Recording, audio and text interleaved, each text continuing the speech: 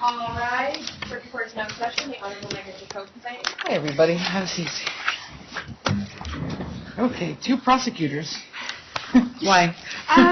So, Your Honor, apparently this motion was filed in both cases involving Raymond Furr. Yes. I am only handling one. She's handling the other. Okay. And we didn't realize it was both cases. So we're prepared to go forward because we don't think that would change anything. Okay. The arguments are the same, but That being said, the memo was sent to Ms. Day. She's the one that's prepared, so I'm here in case something comes up in my case, but she's handling the hearing. Okay. So I did have a chance to listen to the entire hearing that you folks referred me to last time, so I've listened to Judge Bruce's ruling. It looks like there's a new information as well, so why don't we take care of that first before we get into it. Mr. Von Hippel, did you want to be heard, or you want me to just have your client stand up so that I can arraign him? Well, I was just standing up to acknowledge the receipt of it, but you haven't arraigned it yet, so. Okay. So what's changed? Somebody pointed out. Your Honor, what I did was I elected the theory of offensive littering so that the jury instruction that I created made sense since I had already gone through and created the jury instruction to match the theory I elected. Okay. I just decided to clean up the information. All right, so we're going with detracting from the safety of the property as opposed to detracting from the scenic beauty or whatever Yeah, it or was the before. other 5 options. Okay. All right, that makes sense. So, Mr. Furr, they've filed an amended information. The maximum penalties are the same. With regard to each of the disorderly conducts, there would be Class B misdemeanors. If you were convicted of either one of those, the worst possible penalty that could be imposed is 6 months in jail or $2,500 in fines, or both. Offensive littering is still a Class C misdemeanor. It's just now that they've elected what theory it is that you have to defend against. Maximum possible penalty there, 30 days in jail, $1,250 in fines. You have all the same rights that you had before, and of course I'm going to continue Mr. Von Hippel's appointment here. Mr. Von Hippel, I'll hear from you. Thank you, Your Honor. We would acknowledge receive the amended DA's information 19 CR 09313 and waive further reading and further arraignment. Very good. Okay, so we will indicate ready for trial. When's Ms. Boland's case going to trial? June 26th. Your Honor. Okay, so a while. All right, so at issue here is the motion for issue preclusion, which is interesting. I spent some time with it. Ms. Say, I had not seen that statute that you cited before, but I looked at it, and it doesn't really seem to apply to this situation. And the reason is that there was not a conviction in the violation, so Section A doesn't apply, and Section B doesn't apply because it's not a civil case. Well, Your Honor,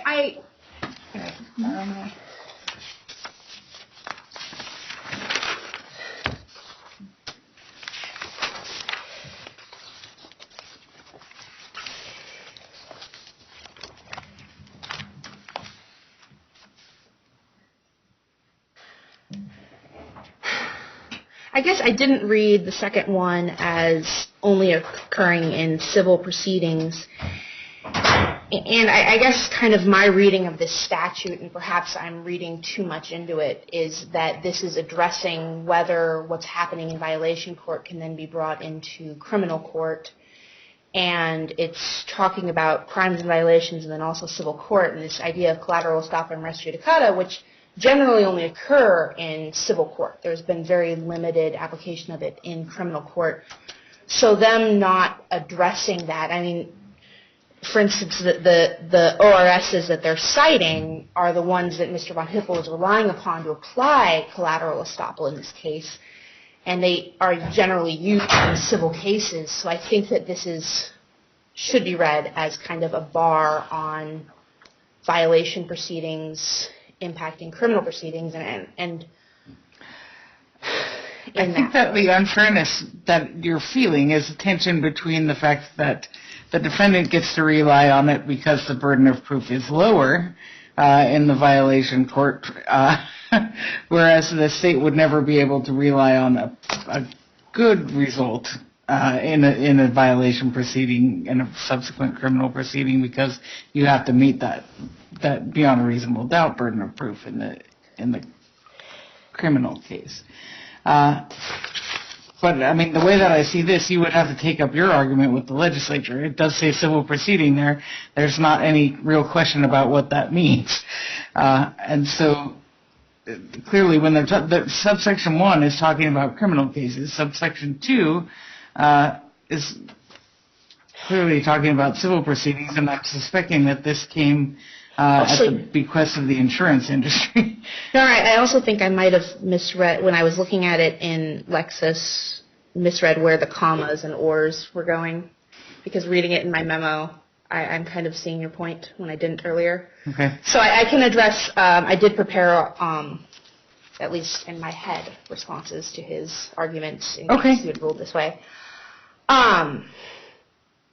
So, 2 issues here. First of all, when a judge makes comments about why they're ruling the way they're ruling that aren't directly related to their specific ruling, those aren't supposed to be relied upon. And so in this case, his ruling was whether or not on January, it wasn't January 25th, it wasn't the date that this occurred. This violation case was not arising out of the same day.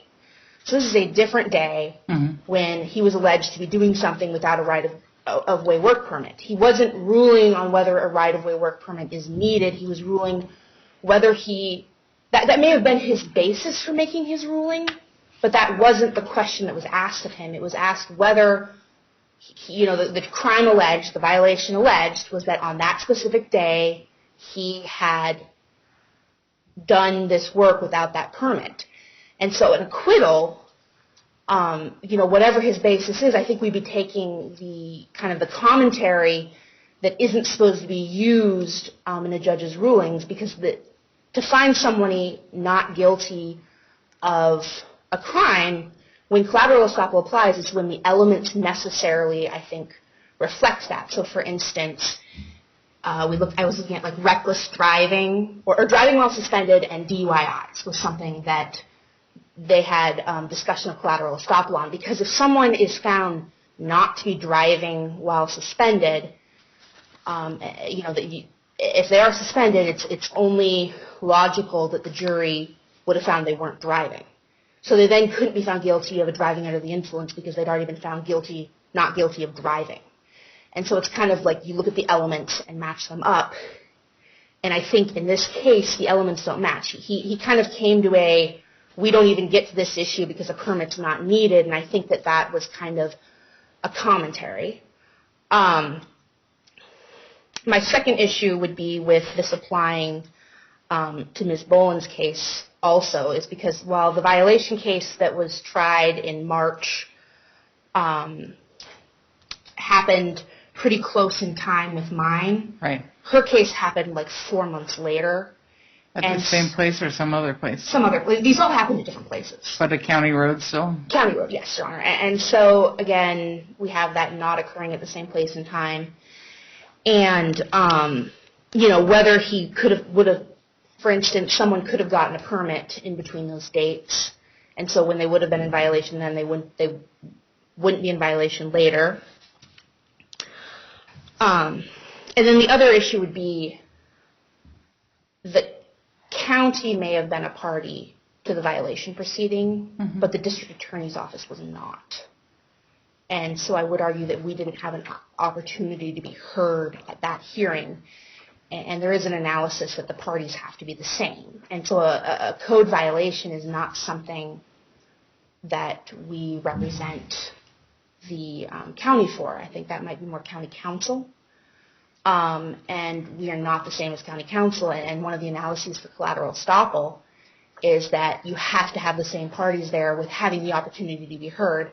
And we did not have any opportunity to be heard on this issue. So, but he wasn't, was he actually charged in the violation proceeding with a violation of 4.1.030? He wasn't. He was charged with 474.305 violation, right? With the work-way, a different statute? Yeah. Yes. Yes, Your Honor. I mean, it doesn't... So then the county wouldn't be the actual... It would have been the state still. Yeah, which I thought might also occur. And then finally, it might preclude the issue of us showing whether he had. I think that any ruling by the court should be very specific. We aren't allowed to enter evidence that he didn't have this very specific permit. So we can't talk about the right of way permit that is under the building code, but that's it. Okay. Well, and I think that that's true. That's the extent that you would be precluded. But the other issue, I guess, is that this 4.1.030 doesn't really put people on notice that they would need to have that particular permit for picking up litter. So I guess, and I struggle with this because it doesn't really fit very naturally with the disorderly conduct charge that you have. I understand that that might be the basis for him not having license or privilege to do whatever it is that he's doing, but you also have to show that he's created this, hazardous or physically offensive condition. And yes, and I guess so. That kind of gets into my trial arguments, which I can go into here is fighting this issue of preclusion is kind of separate to what I plan to argue tomorrow. This is because we're going to be dealing with Mr. Furr in the future as an ongoing problem, likely. He's shown an unwillingness to stop doing what he's doing, regardless of how many times he is cited or brought into court. I expect that he will continue to be cited and continue to engage in his behavior until something happens that makes him stop. And so that's why I am fighting the issue of preclusion. To be honest, with my theory that I'm proceeding on tomorrow, it doesn't matter. I expect this will be an issue for JOA. So in reading that statute, I was trying to find case law on what kind of licenses and privileges one might need to work on a right-of-way. And I've kind of come to two different arguments for that. One is, in looking at it, I think it's almost like an affirmative defense. It's that you can't do something illegal unless you have the right to do that thing that's illegal. And I think that's what it's saying, is this is illegal, and so while, yes, part of our thing is saying him admitting he didn't have a permit, that's more to preclude that automatic affirmative defense that's written into the statute, and I think that's why they write it in there, because when you look at the various things, and when I was looking at the case law, it was looking at a lot of EPA regulations, the environmental protection agencies, and when they were talking about hazardous or chemically offensive conditions.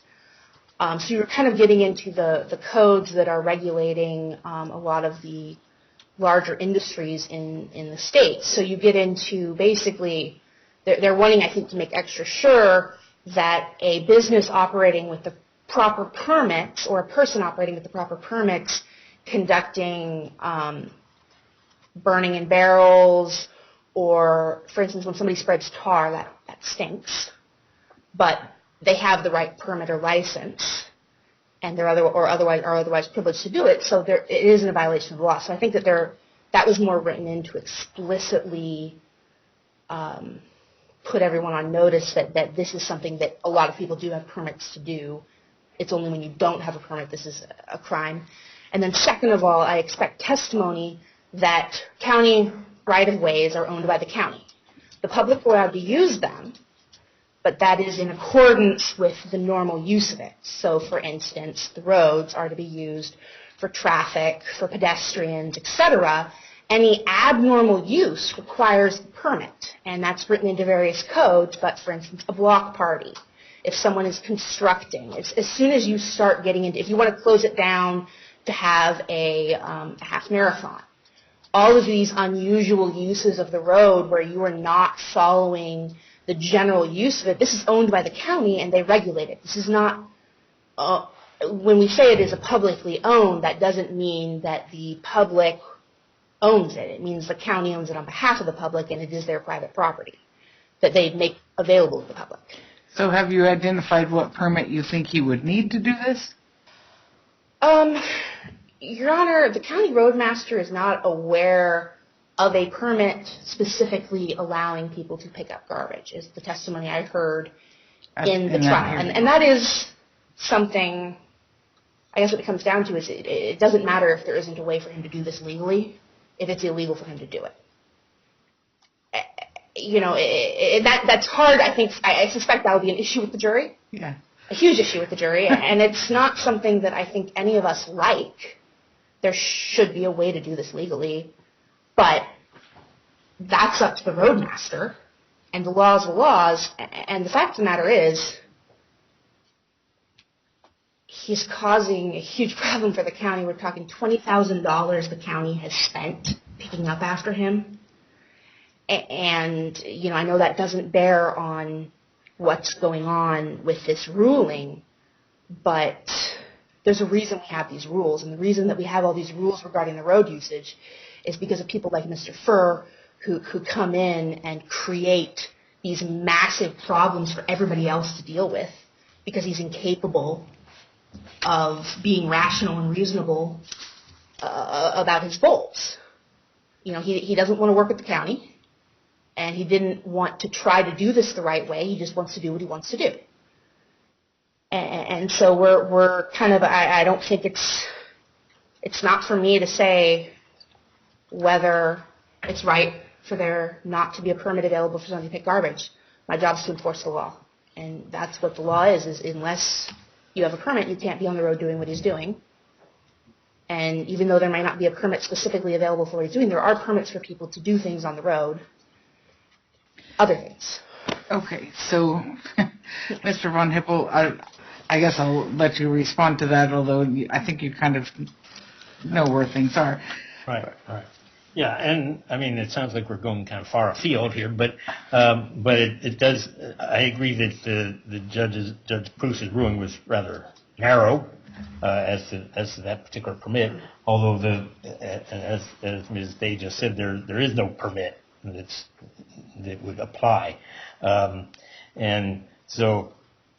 it seems to me that this disorderly conduct statute does talk about it being unpermitted or unlicensed, and if there's no permit that exists, it seems to me like that would be an issue. Okay, well, first there's going to have to be an establishment that there's this condition in the first place before we have to determine whether he was legally licensed to do it or not. But with regard to the issue preclusion issue that's been briefed, I will find that Judge Bruce's ruling does meet the qualifications for issue preclusion. It is narrow, and what it is that Mr. Furr was not required to have a 4.1.030 county permit in order to do this activity. That doesn't mean that the state can't, if there is some other sort of permit that they can establish that you should have had, argue that. But with regard to that one specific permit, I also agree with the reasoning that it really doesn't seem to apply to the activity that he was undertaking. And so even if the court let that in, it would not survive a JOA in front of me, because that's talking about construction projects, and that's really not what this is. So with regard to that, I will rule that the state can't present evidence that he didn't have that permit. The rest of your case can go forward to trial, and we'll see. I agree you've got a jury issue, but that's for the jury to decide. Anything else we need to do today? You might want to talk to county council, because they're the ones that are in charge of amending the county code. At this point, it doesn't, I think, cover this issue, it sounds like. I think county council's already aware. They're aware? Yes, and working on it. How many witnesses for trial? Oh, I'd have to ask, how many witnesses from the state? 3, Your Honor. How many for Mr. Furr? At most 3. Okay, so indicate ready for trial 6 witnesses.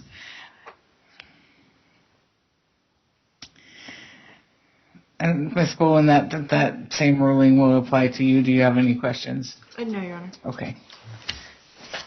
And just to make sure that I'm clear on it, so the issue about the need for that particular permit won't come in. That evidence won't come in. But if there's some other permit that they... Well, right. The way that this statute is kind of a mess, but the way that it's drafted, it says if they can establish that they unlawfully and recklessly created a risk of public inconvenience, noise, or alarm by creating a hazardous or physically offensive condition, by an act that he was not licensed or privileged to do. That really opens the door to any other sort of permit that he would have needed that he didn't have if they have evidence of such things. Sounds like maybe that doesn't exist, but the issue preclusion is narrow, and it only precludes the grounds that the judge addressed. So that's where you are. Okay? All right. Okay. Thank you, Darrell. Yeah. We'll see you tomorrow. So, 18. Yeah, normal 18.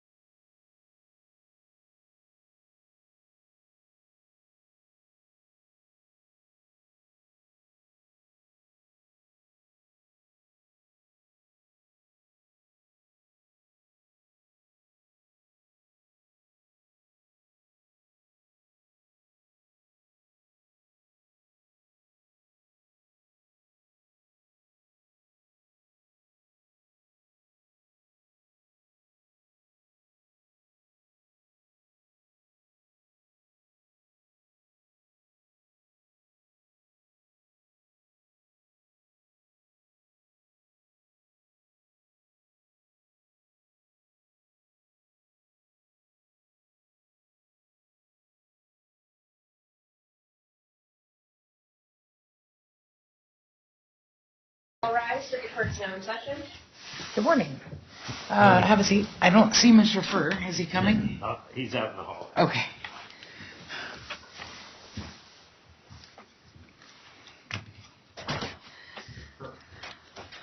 Did we catch you on your day off? Yeah. Sorry about that. All right. Mr. Furr, good morning to you. Did I get you on like your income? We're really good at scheduling things on vacation, don't we? Okay, so I'm just told by the attorneys there are some pretrial matters to take care of before we bring down the jury. What are they? You can go ahead. Well, at least a couple of them are uncontested. One is to exclude witnesses. Okay, yeah, that'll be easy. We'll flip the sign down as soon as the last person goes out the door there. And we'll be designating Deputy Patterson as the state representative. Okay, so what that means is that he gets to stay and everybody else from their case gets to stay out. Right. And Any witnesses for Mr. Furr's side will need to wait outside as well, except of course that you get to stay in. And the other one was regarding if Mr. Furr testifies and evidence comes in of a prior conviction. I just wanted to make sure that the name of the prior conviction didn't come out. And Ms. Day has agreed that if it were admitted that there was a felony conviction, it was less than 15 years ago, that the name wouldn't have to come out, the name of the crime, just because it would be overly prejudicial, I think, for it to come out. Your Honor, that is correct. However, that's provided that Mr. Furr admits that he was convicted of a felony. If he contests and I'm required to offer the certified conviction to prove it, the name will, of course, come in. Okay, so I think it's fine for you to stipulate to whatever you want to stipulate to, but you need to be really careful in instructing your client of how he needs to answer that question if there's an issue with it. Right. Okay. What else? And the other issue is, for us anyway, the other issue is one of issue preclusion. One of the issues I expect is going to be, as to one of the counts anyway, I think it's count 2, is whether Mr. Furr had a permit to do what he was doing. Mm-hmm. And he was charged with, in addition to these crimes, he was charged with working without a right-of-way permit, and that was a violation and went in front of Judge Proust back about a month ago, and Judge Proust found that acquitted him, found that he was not guilty there. So I don't understand in reading these charges, and I've just been working on the jury instructions, how having a permit or not having a permit is required to be proven. Your Honor, it's for the offense of littering. Offensive littering is only a crime if you do it without having a license or legal right to do it. So that's an affirmative defense, or? That's the way that you have it charged. It has nothing in there about that. Well, actually, she's talking. I think she's referring to the disorderly conduct, as far as I can tell. Oh, yeah, the license or privilege. You're correct. It is the disorderly conduct. Count 2. That he was not an act that he was not licensed or privileged to do. Okay, and so you're saying Judge Proust found that he was licensed to do so by preponderance of the evidence in a violation proceeding. Well, no. Essentially, what he found was that the permit that the county or the state was saying that he needed, they hadn't proven that he needed it. Okay. So they have an opportunity to prove it here. They have to prove it by a higher burden of proof. Right.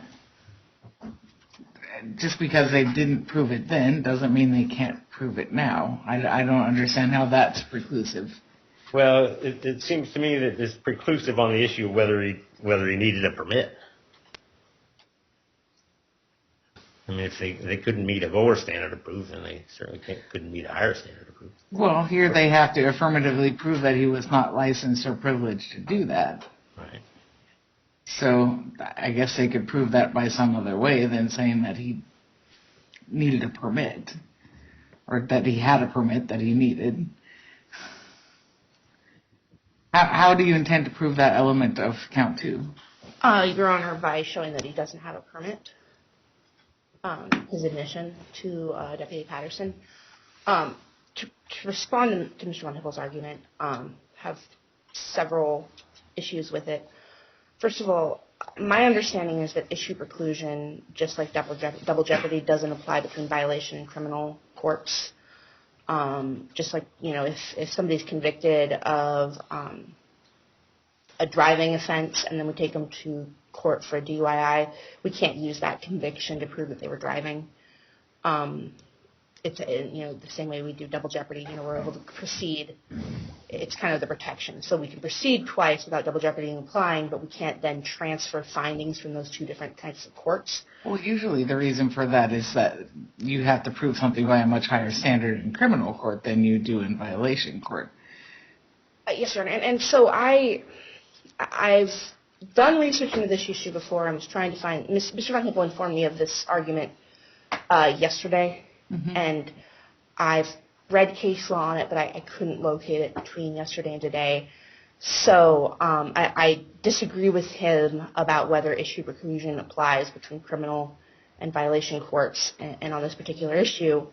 And if this is going to be an issue, I would ask that this trial be set over so that I can have time to respond, because this is something that should have been litigated in an omni. It wasn't raised in a timely manner. Yeah, I mean, I don't have any clue what Judge Bruce found, because just because he's having court at the same time as we are doesn't mean I know everything that he's done. Do you have some sort of documentation of what he did over there? I have the what's on the OECI and the FTR, but other than that, no. So he was charged with what exactly? He was charged with not having the proper work permit, the right-of-way permit. And the judge found that it wasn't proven that he needed one, or that one was available. Well, that's a different finding than this. I'll take a look at the case, but I don't even know that much about this. Are there multiple types of permits that you can get? Yeah. Yeah, my understanding, Your Honor, in talking to Deputy Patterson, is that it was some technical issue that caused the acquittal on the charge, rather than an affirmative finding that he had a permit or that he didn't need a permit. There was some technical issue with the citation and what we were arguing. Were you there, Mr. Von Hippel?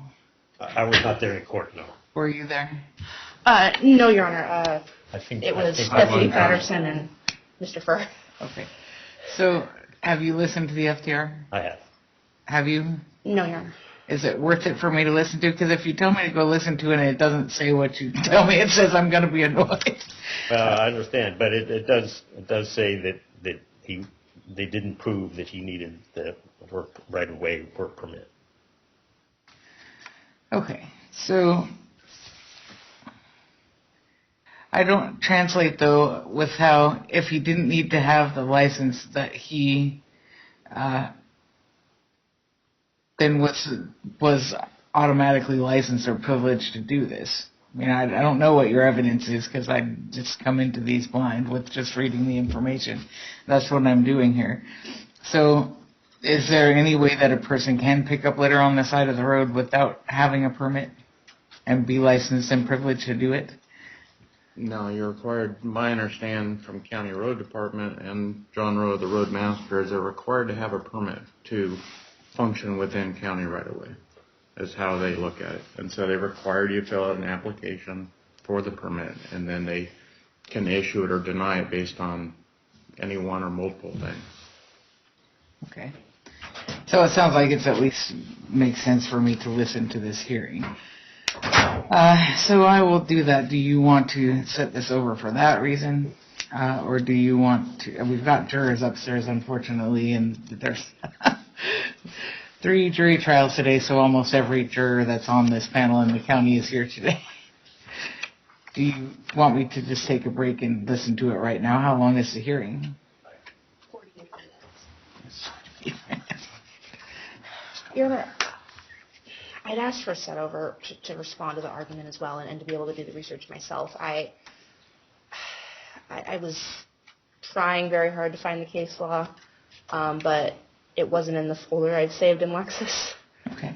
So, I mean, your other option is to just go forward now on counts 1 and 3, but you don't want to do that. No, Your Honor.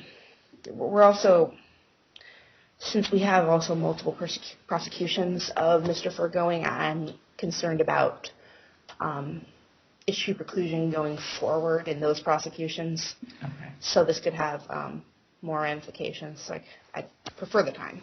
Okay. Well, all right. We will go ahead and do a brief set over how long do we need to do. Mr. Von Hippel, in the future, you should raise this as an omni if it's going to be an issue. Because of things like this, now I have to go tell 18 people that they drove down here for nothing. So let's see.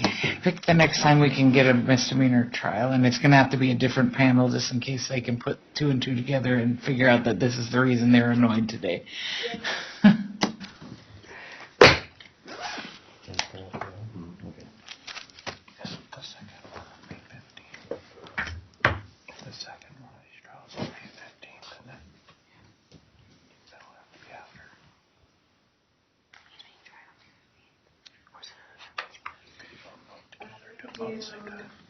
Wednesday, May 29th. That work for you? Mm-hmm. May 29th works for the state. Looks like that would work for us. Okay. All right, so I'm going to go ahead and set this over to May 29th. I have to give you a new trial readiness date too, so you'll have to come back on the 29th, the 28th. Do you want to have an omni hearing before this so that we can get it resolved once and for all? Yes, Okay, so how about that Monday?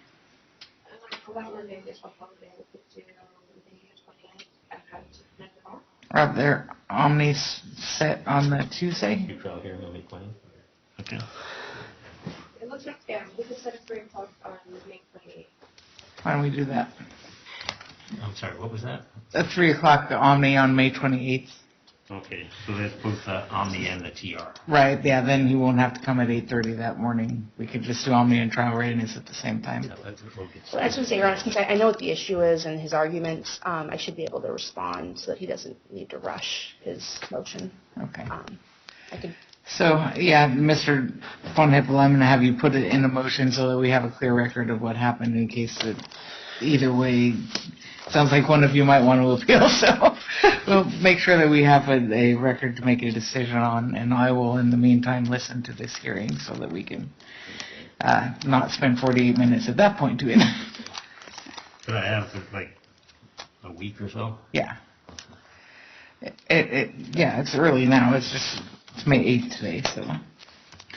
Once you file your motion by the 15th, Ms. Day, you file your response by the 22nd so the court can read it before the 28th. Does that make sense? Yes, Your Honor. Okay.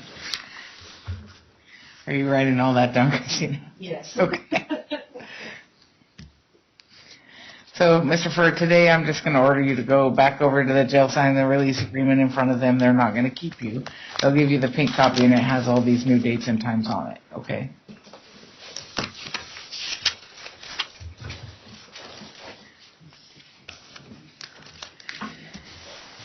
Sorry. Thank you, folks. Yeah, was it have a fair round? It is, yeah. I'll go talk to Lynn. We'll get them to come in. I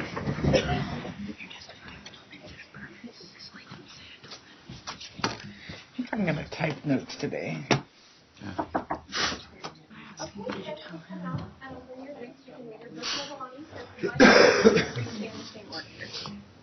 told he can't be out of employment if he continued, that he would be sacked.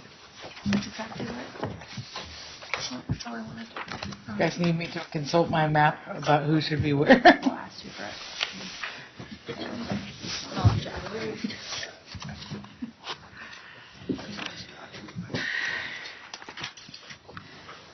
Okay, so today we are lady and gentlemen.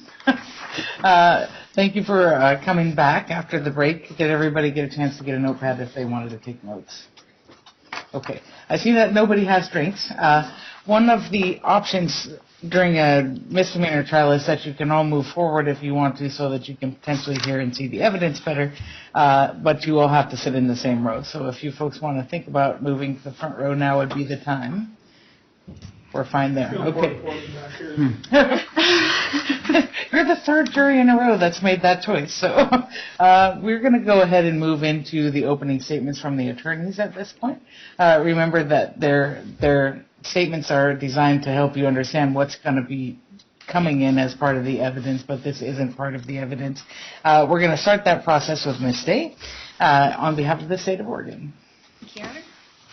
I guess while you're moving up there, I should let you know I'm going to be typing up here. I'm working on this case. It's just I have arthritis, and it sometimes hurts my hands to take notes all day, so I'm going to type them instead. Go ahead. This case about a defendant who thinks that he is above the law, that he can do whatever he wants to do, and it doesn't matter what the law tells him he can and cannot do. Jeff, it sounds more like argument than it does like an opening statement. Okay, so you understand to just talk about the evidence that they're going to hear. We're not going to talk about the law that applies at this point in time, although I'll give you the law at the end of the case. So, January 24th, Deputy Patterson makes contact with the defendant. He's on Libby Lane, and what he's doing is he is gathering various debris, garbage, litter that is on and off the roadway, and he's placing it in plastic bags, and then he is gathering it together and then taking it and placing it in the shoulder of the road, where he then just leaves it.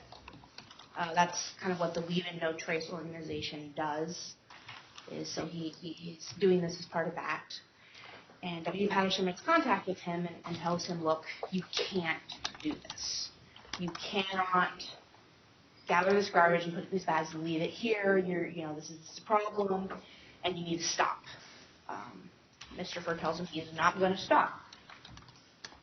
So Deputy Patterson says, look, I will cite you if I see you doing this again. You need to stop. The very next day, Deputy Patterson again makes contact with Mr. Furr on a different stretch of Libby Lane, doing the exact same thing. And so Deputy Patterson issues the citation that he told him he was going to do. Now, what you're going to hear from Deputy Patterson is you're going to hear about kind of why this is an issue, about why this is something that he took the time to cite it for. And you're going to hear why he needed to stop. So we charged him with disorderly conduct, and you kind of heard from some of the jurors about drunken disorder. That's not what we're getting at.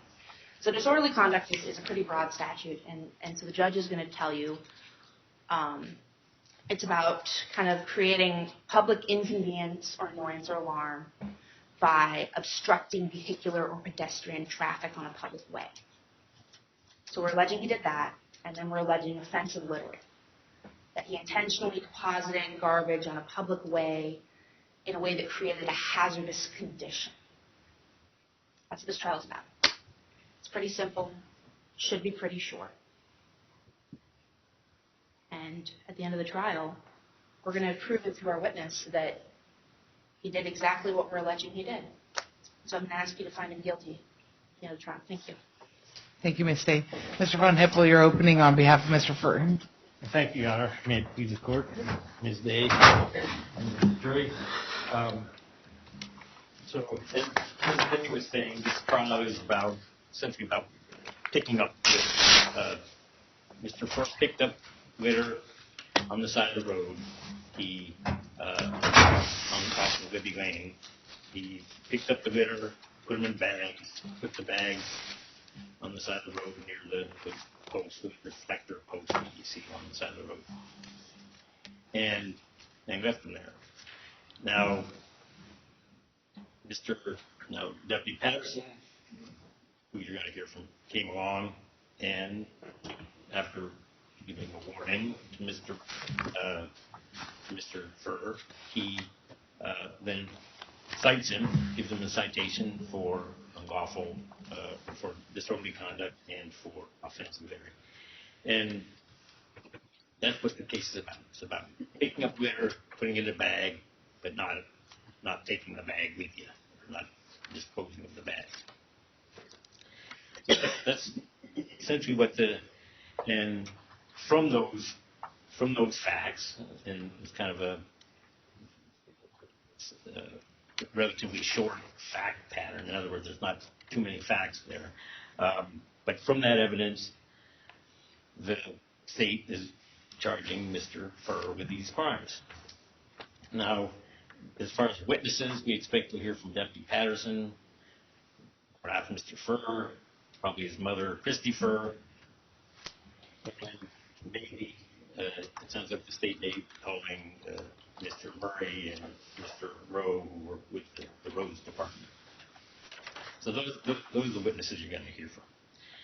Now, these are obviously separate charges. So there's two separate charges, and it's important that you consider each charge separately. In other words, because each charge contains its own elements, and by the way, an element is part of the crime, part of the definition of the crime that the state needs to prove beyond a reasonable doubt. So they need to prove all these various things of the crimes, these elements of the crime beyond a reasonable doubt.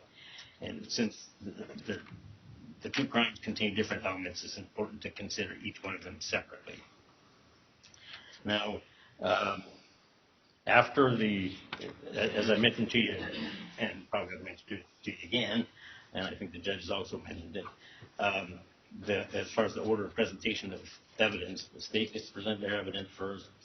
If we have any evidence to present, we'll present it second.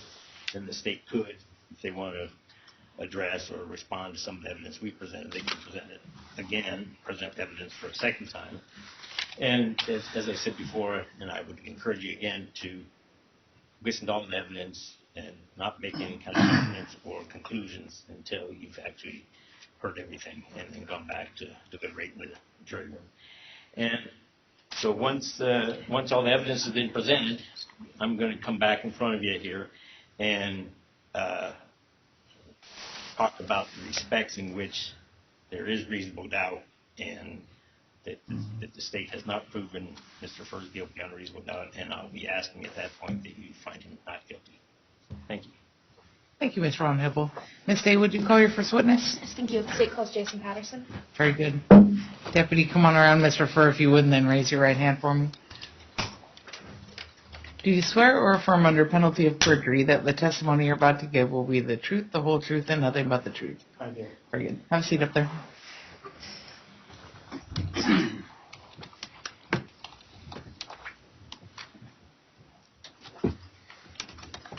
Ms. Day, you may inquire. Thank you, Your Honor. Could you please state your name, spelling your last for the record?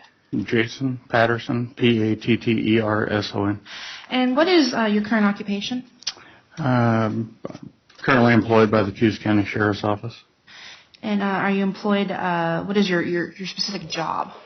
So my specific job at this point, I've been assigned to investigations for major crimes along with county code enforcement. All right, and would it be correct to refer to you as Deputy Patterson? Yes. All right. What kind of training did you have to become a sheriff's deputy? The beginning stages is the standard, well now it's 16 weeks. When I went through 22 and a half years ago, it was a 10-week course at Department of Public Safety Standards and Training. And have you had, in those 22 and a half years, additional training through yearly recertifications and the like? Yes, I think the last time I checked my training hour record, I'm roughly extra 2,800 hours of training since I started in law enforcement. All right. Now, you mentioned 22 and a half years of law enforcement experience. Is that Correct. accurate? And has that all been with the Sheriff's Office here in Coos County?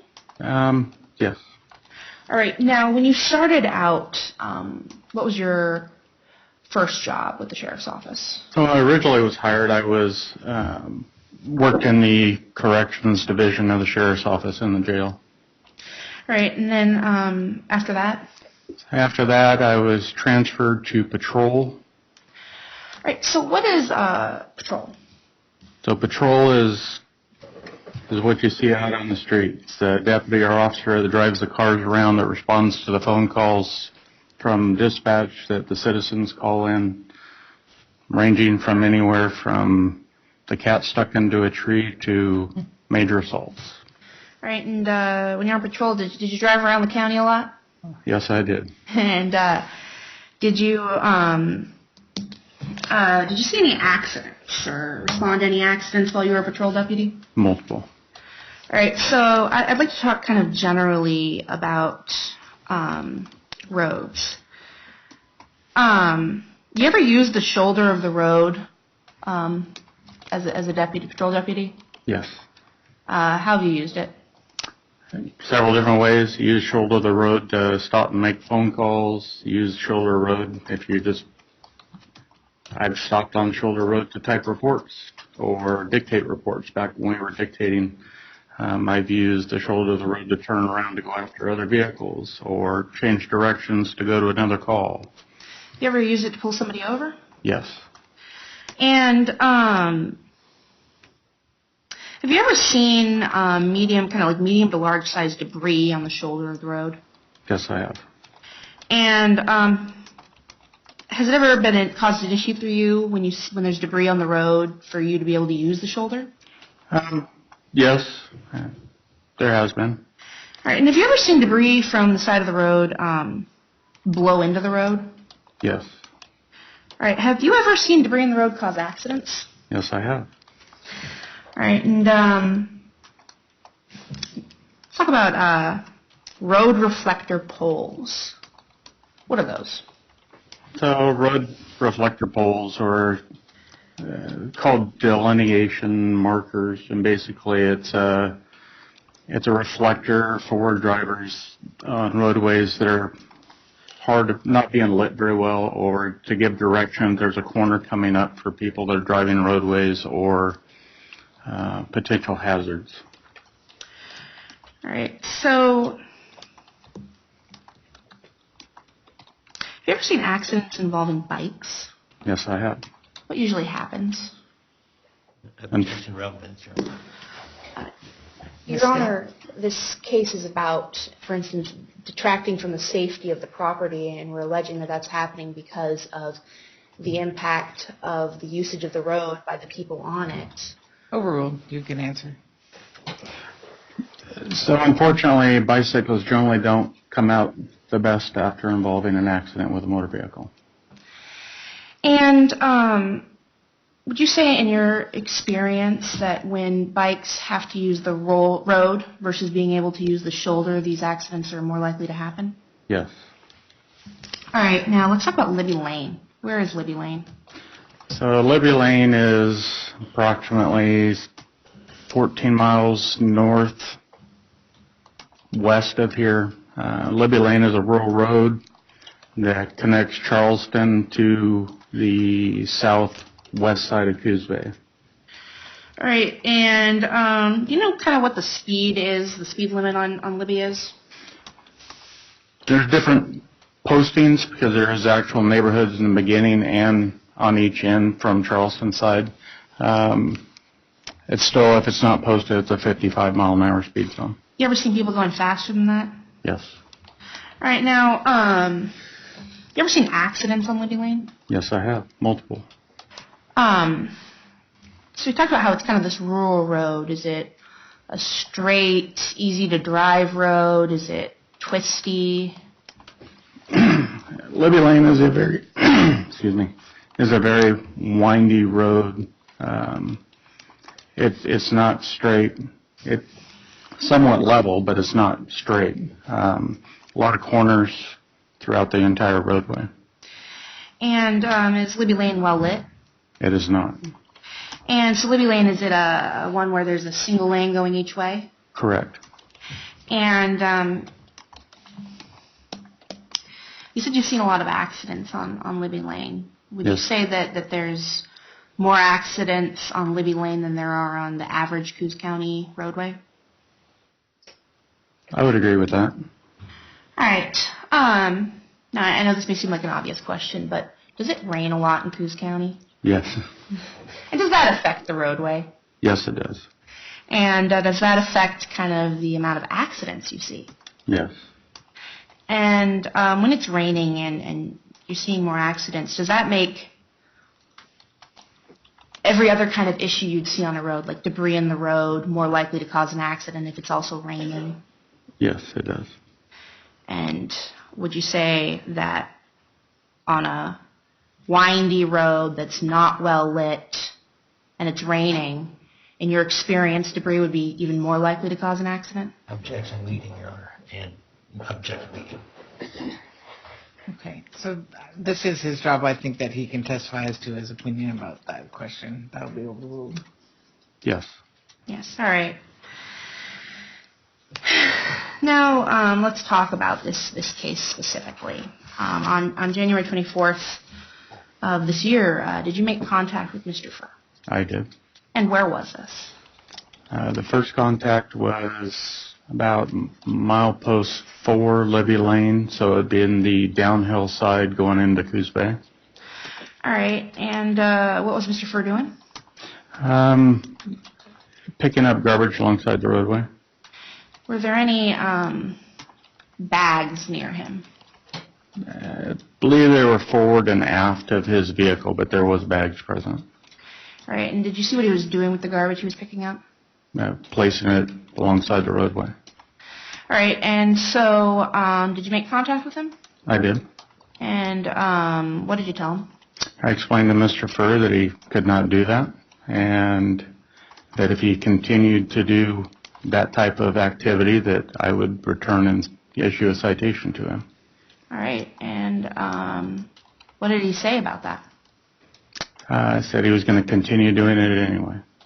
So then what did you do? Excuse me? So then what did you do that day? Yes. So were you done? I was. Pretty much at that point, I had just turned and walked away and left the area. All right, the next day, did you again make contact with him? I did. And where? This is about milepost 3.5, Libby Lane, at the section of Libby that they've done a lot of logging operations in the last year, kind of cleared out the straight stretch before you make the sharp corner at milepost 4. And what was he doing? Picking up garbage alongside the road. And then what was he doing with that garbage? Placing it in bags. And where was he putting the bags? Alongside the roadway. Did you see where specifically some of these bags were? Could you describe for us? Did I see where they were? Yeah. Yes. And could you kind of describe where they were? Trying to remember some of them. I think they were still yellow. He had changed bag colors, and over the occasions of speaking to Mr. Furr, I don't recall if they were white or yellow, but they were his bags that he was using. And kind of were they on the shoulder of the road? Yes. And kind of where on the shoulder? So you would have the roadway where the asphalt, and then you have your fog line, and then there would be a section of gravel, and then you have a delineation marker which is placed there. So it was basically the bags were by the delineation markers just off the roadway and portion of the gravel. And were they tied to anything in places? Some of them were tied to the delineation markers. These delineation markers, are they also the road reflector poles? They are. All right, and so what did you do when you made contact with him? I went up to Mr. Furr and made contact with him, and he knew I was there. I explained to him that I was going to issue him a citation for disorderly conduct and offensive littering, and he said that was okay. He was finished anyway and just waiting for me to show up to give him the citation. All right, and was that the end of your contact with him? I issued the citation and left the area, yes. All right, thank you.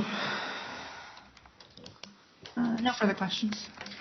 Mr. Von Hippel, cross-examination. Thank you, Your Honor. Could I approach the witness, Your Honor? Yes. Well, actually, I'll just ask some questions first. So, Deputy Patterson, you, in your training and experience, you've been trained to write police reports, is that right? Yes. Okay. And you've been trained to note all the significant details of the investigation in your report. Is that right? Pertinent ones, yes. So, and you've been trained to do so accurately, right? Yes.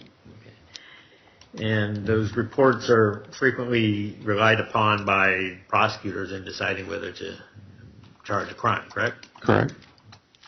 And when you end up testifying in court, you often rely upon or use those, refer to those reports to refresh your memory, don't you?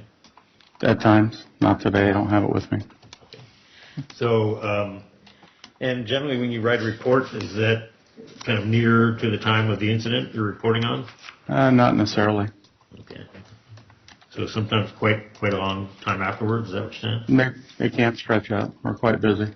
Okay. So, in this case, you did write a report, right? Yes. Okay. And you, in the report, you feel like you've noted all the significant details of the case, is that right? Yes. And you feel like you've done so accurately? Yes. And even though you don't have the report right in front of you, you've referred to it prior to today to refresh your memory, haven't you? Yes. Okay. And you remember when that report was written? Not without seeing the actual date. Okay. And now you were talking earlier about bikes and where they're riding on the road and riding on the shoulder and so forth. Bikes are supposed to ride on the road, aren't they? Yes. And now let's get to the go to the time when you first saw Mr. Furr. So you saw Mr. Furr, and you said that he was about milepost 4 on Libya. Yeah, 4.5, just on the downhill slope before Noah Lane. Okay. All right. You remember about what time of day that was? It was after 4 in the afternoon. Okay.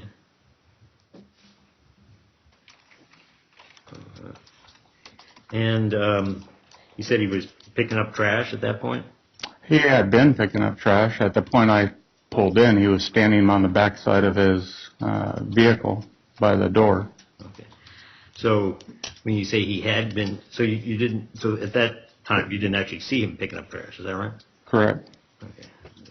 But you saw some trash bags? Yes.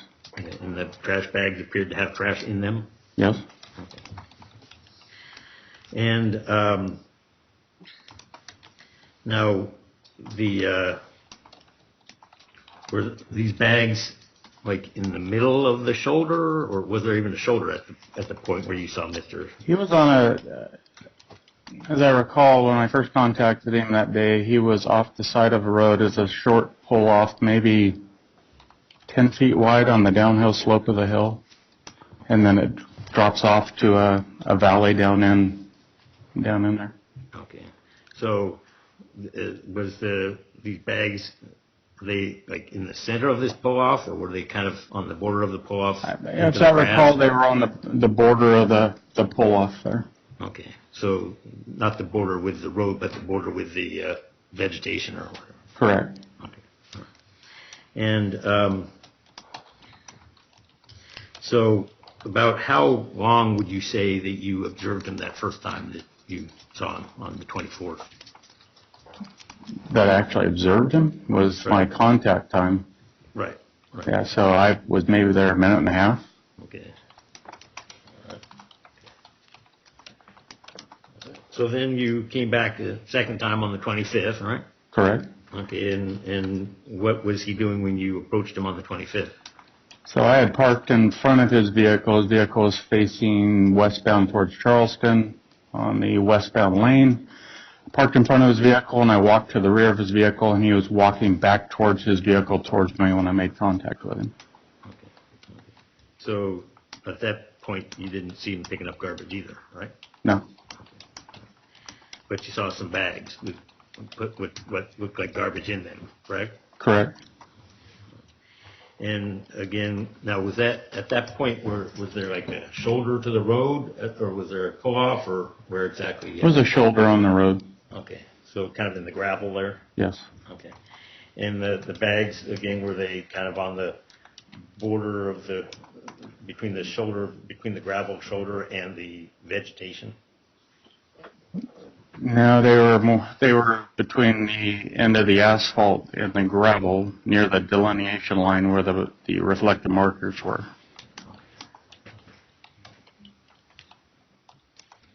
And what, if you know, what kind of garbage was this? Was this like paper, plastic, I glass? did not look through the bags, I'm not sure. And would you say it's fair to say that litter is kind of a problem on Libby Lane? Litter's a problem in this county, period. Okay. Including on Libby Lane? Yes.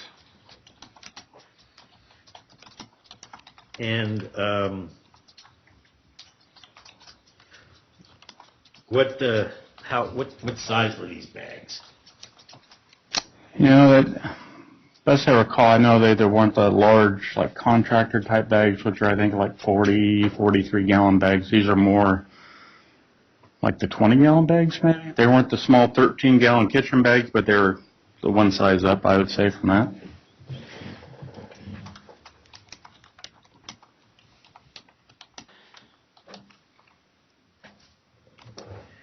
And when you were, on the two occasions when you were there, how many bags did you observe? I did not specifically count the bags, but there was more than 4. More than 4, you said? I would say more than 4. Okay.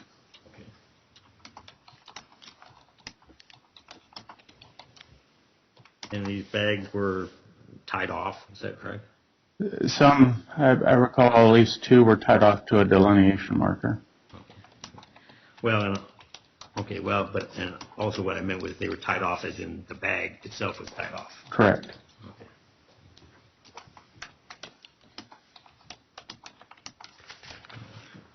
And have you, in your travels as part of your job, have you ever seen bags of garbage that have been collected, say by Department of Transportation, off on the side of the road? Objection, Your Honor, relevance. That's overruled. I think it is relevant. Yes, I have. And sometimes there's kind of a number of bags all in a cluster. Uh-huh. Yeah, I think what the ODOT does, they stretch them out wherever they're cleaning, and then I see large gathering points where ODOT's piling them for the truck to pick them up. Now, in addition to, so when you were, when you had contact with Mr. Furr, you weren't recording it, were you? No, I was not. Okay. And when you saw Mr. Furr out there, did you see anybody with him? Which time? Either. Yes. You saw, like, his mother was with him? I believe on the first day, yes, his mother was standing there next to him. I think her name's Christy. And then the second contact I had with him, his mother was there, but also I believe his son was also there as well.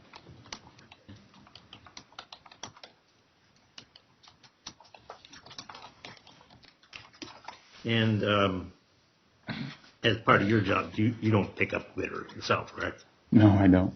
Okay.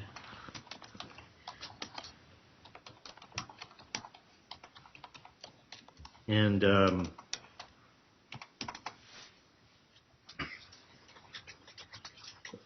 around that period of time, January 24th, 25th, did you see, like, county workers out there picking up garbage? No, I did not.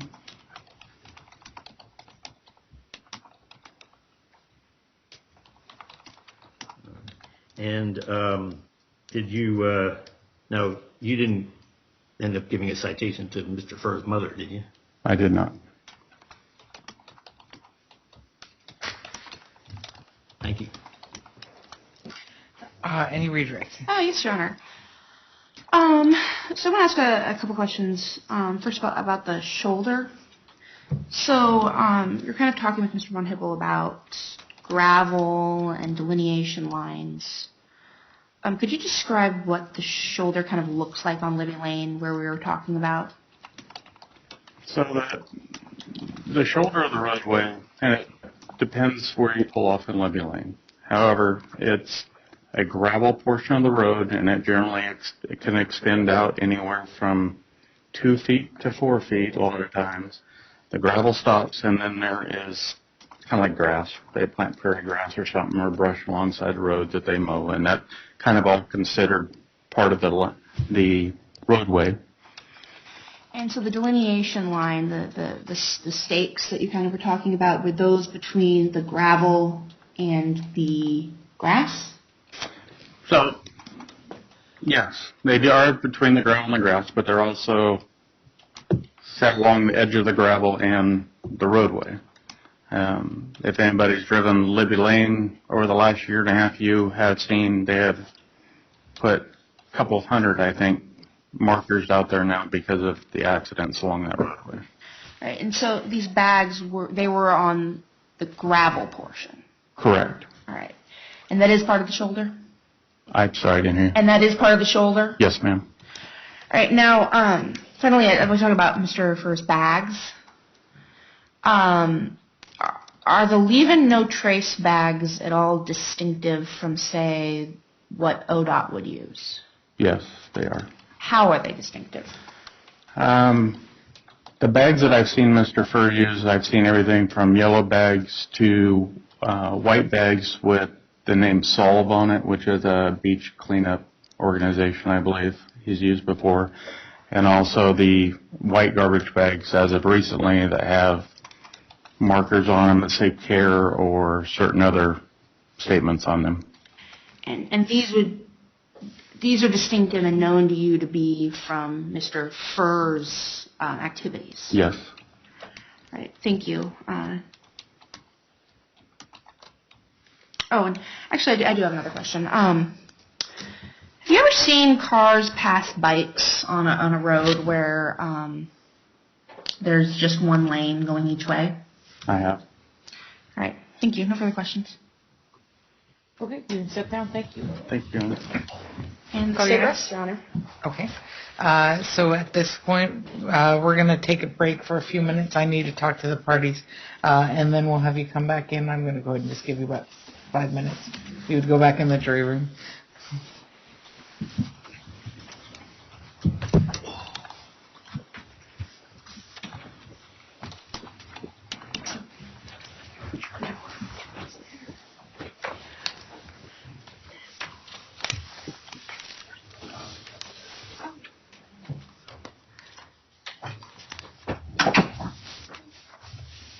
I need her on this side of the door before I can talk to you.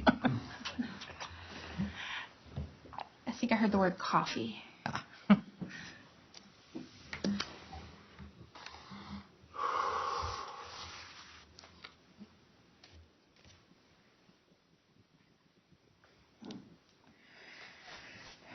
Mr. Von Hippel, have you made a decision? Well, yes. Well, first of all, before that, I have some motions to make. Okay.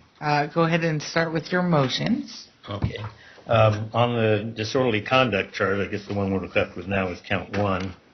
I would submit that, based on what evidence we've heard today, that there has not been sufficient evidence to show that Mr.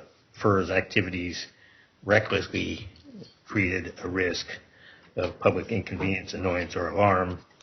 And so that's my first motion, is that the state hasn't presented sufficient evidence of that. So recklessly would suggest that he, first of all, the reckless part, he needs to be aware of a risk and be disregarding the risk. And I would submit that there hasn't been sufficient evidence of that. And then the risk has to be one of public inconvenience, annoyance, or alarm. I would submit that although creating a risk is, I understand, is more of creating a potential, I think it needs to be somewhat based in reality and relating to the actual evidence presented. And I would submit there has not been enough evidence, sufficient evidence, for a rational fact finder to find that those elements have been met. Okay. Ms. Day, did you want to respond to those? It sounds like two different motions. Yes, Your Honor. First of all, recklessly is he knew or should have known, and I think pretty much anybody who uses the roads knows or should know that when you put stuff on the side of the road like that, you're obstructing traffic. And that when you do that, I mean, this isn't, I think, expert knowledge that this can cause accidents. And I know Mr. Von Hippel is making two motions. I'm kind of going to respond to them together because I see it as the same analysis. Inconvenience and annoyance is not being able to use the shoulder. And this is something he would for sure know, is that he made it so people can't pull over there fully. And that is something that people need to be able to do to make cell phone calls, to stop their car and go to the bathroom in an emergency. I mean, there's a million different ways people use shoulders. And that gravel shoulder is what there is on Libby Lane. And it's just obvious. I mean, that's common sense. So either he knew or he should have known. And then also, so the inconvenience and annoyance is the inability to use the shoulder. And then accidents cause alarm. And there definitely was a risk here of accidents. For instance, if people were bicycling and cars were passing them, and then we've got these curves. I mean, this is a curvy road. You even heard how it was one that was kind of hilly.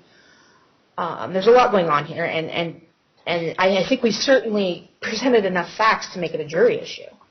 I mean, a rational fact finder could find that that he knew or should have known, and that this created a risk, and not just a minor risk, a large risk of inconvenience, annoyance, or alarm. It's certainly, and so I would submit it's definitely enough to go to jury. Okay. Mr. Von Hippel, the standard I have to apply here is whether any reasonable jury could find that the state's proven those things beyond a reasonable doubt. I do agree that she's met that threshold.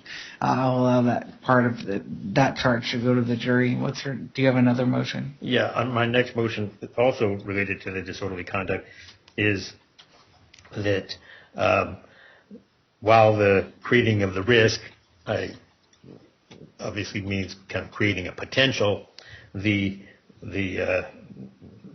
risk that the creating of the risk has to be done by obstructing vehicular or pedestrian traffic on a public way. Meaning, to me, we're no longer talking about potential. We're talking about did that obstruct any traffic or vehicular or pedestrian traffic at this particular occasion. And I would submit there's been no evidence of that at all. Okay, and I don't have any evidence in this case of anybody that was actually obstructed, but you can respond to it, Ms. A.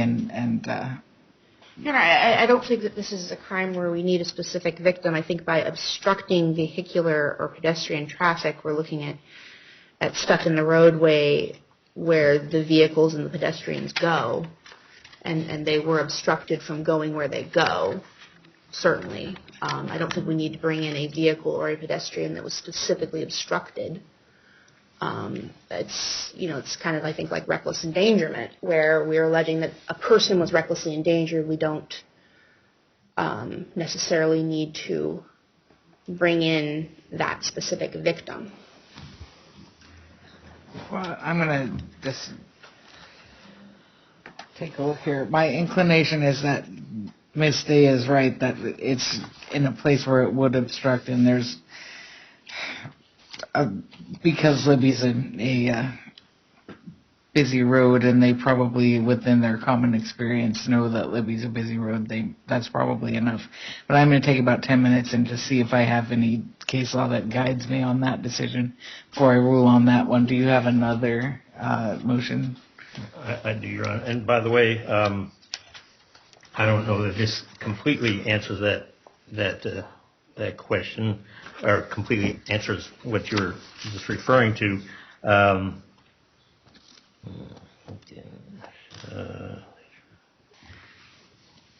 If you know of a case, either one of you, I would love to. Well, that's what I was just looking for here. did kind of research into that issue and didn't find anything. There isn't a lot. There's very little case law on disorderly conduct in these particular subsections. I could find quite a bit on the loud and obnoxious and the fighting behavior. Yes, and same with offensive littering. There's a lot on whether urine is offensive littering, but that's about it. And Your Honor, you may want to look at, I believe it's State v. Horn, H-O-R-N. It talks about people that were obstructing traffic by actually being in the road. Do you have a citation for me? Yeah, let me see if I can dig that out here.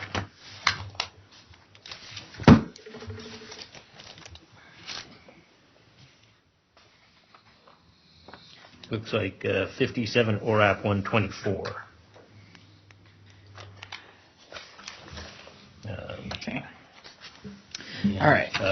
And again, I would submit that the only evidence has been that the bags were tied off on the Markers. on the gravel and near on the markers, and obviously that's the same sort of thing, or at least the evidence that was presented. That's the same sort of thing that the Department of Transportation does, tying things off or putting things near these markers. So I would submit that the state hadn't proven that element. Now, I assume that you're probably okay with me moving on to the next motion? Yes. Okay. So my next motion is concerning the offensive littering. So, first of all, the first thing they have to show is that he intentionally deposited garbage or debris.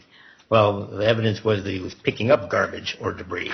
The only thing that wasn't there to begin with that he left there was a bag that he put everything into. I would submit that doesn't constitute, or the evidence that's been presented is not sufficient to show that he intentionally deposited garbage or debris on the public way. And then my motion after that would be that he did not thereby detract from the safety of the property. I understand that there's a potential that if something is on the shoulder or on the border of the shoulder, that at least theoretically that could be considered detracting from the safety in the way that anybody who's parked on the shoulder could be detracting from the safety. I mean, I suppose that another car could come along and couldn't get into the shoulder because I'm parked there or somebody else is parked there. So I would submit that they haven't shown sufficient evidence on either of those elements of the offensive littering. Okay. Ms. Day, do you want to respond? Yes, Your Honor. First of all, a bag is debris or garbage. And second of all, Mr. Furr had no obligation to go pick this stuff up. But once he did, he was, I think, in some sense taking ownership of it. And also, this isn't saying that he needed to own the debris or garbage, that he was depositing it. He was the one who was picking it up, putting it in bags, and then depositing it on the shoulder. That's what the statute requires of him, and he was intentionally placing it there. It's not like it fell out of his truck as he was driving off. This is stuff that he was placing on the public way, and as far as whether this theoretical detraction of safety, this is beyond theoretical. This detracted from the safety, and to use his example, we have that shoulder for people to use in emergencies, so if you're making a phone call, but if somebody were to park their car on the shoulder of Libby Lane and then just leave it there and it caused an accident, we'd be investigating them for having caused some issues, perhaps, recklessly endangering someone. That would be detracting. And we have plenty of testimony from Deputy Patterson about how accidents occur and why they're occurring on Libby Lane, and that this is probably one of the most dangerous roads in Coos County, and he's making it even more dangerous and certainly detracting from safety. Thank you. Okay. So I actually think that this is a closer fit than the disorderly conduct is, because even if the individual pieces of garbage are unsightly before, when they're all collected together in a bag, that does create more of a risk of a road hazard, especially those ones that are tied to the delineation markers take away from the amount of lane that people have to drive in.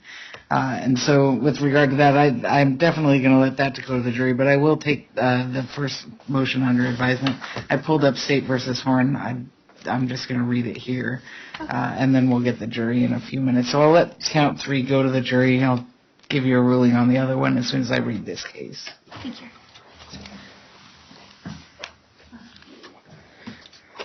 I talked to you folks about this yesterday. This situation really doesn't fit exactly any of these statutes, and so it makes it hard. It makes it a stretch to try it. He presents a unique problem. Yes, we have to get creative with our charging. Okay.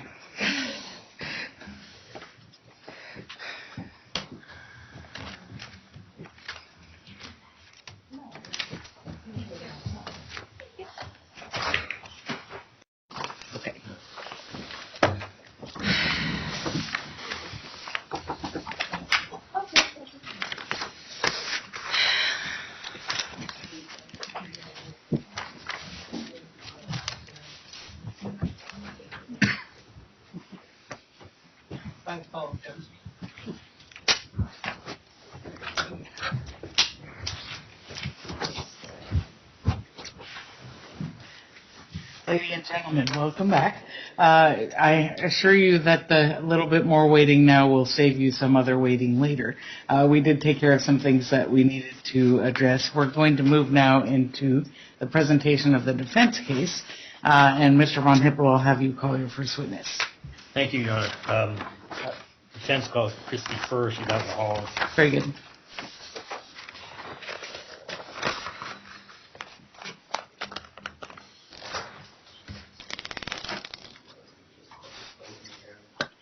Ma'am, good morning to you. Come on up past Mr. Furr there and raise your right hand for me. Do you swear or affirm under penalty of perjury that the testimony you're about to give will be the truth, the whole truth, and nothing but the truth? Thank you. Have a seat up here, please.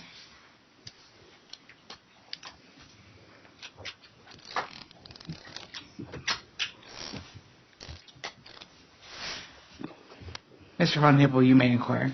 Thank you, Your Honor. Ms. Furr, would you tell us all your full name and spell your last name? Christy Evelyn Furr, F-U-R-R. Is that Christy with an I or a Y? Y. And an H. Okay. And you are Raymond Furr's mother? Yes, I am. Okay. And you don't live with Mr. Furr? No. Raymond Furr, do you? Okay. All right.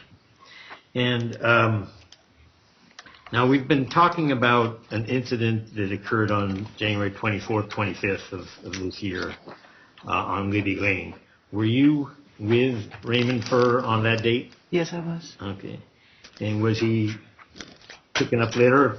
Yep, we were At that picking up time? trash. Okay, so were you both picking up trash? Yes. Okay. And what kind of trash was it? Was it like paper, plastic? Mostly plastics, usually 80% plastics, and all sorts of different things, cups, McDonald's. And, where were you picking up this garbage in relation to the paved part of the road? Excuse me?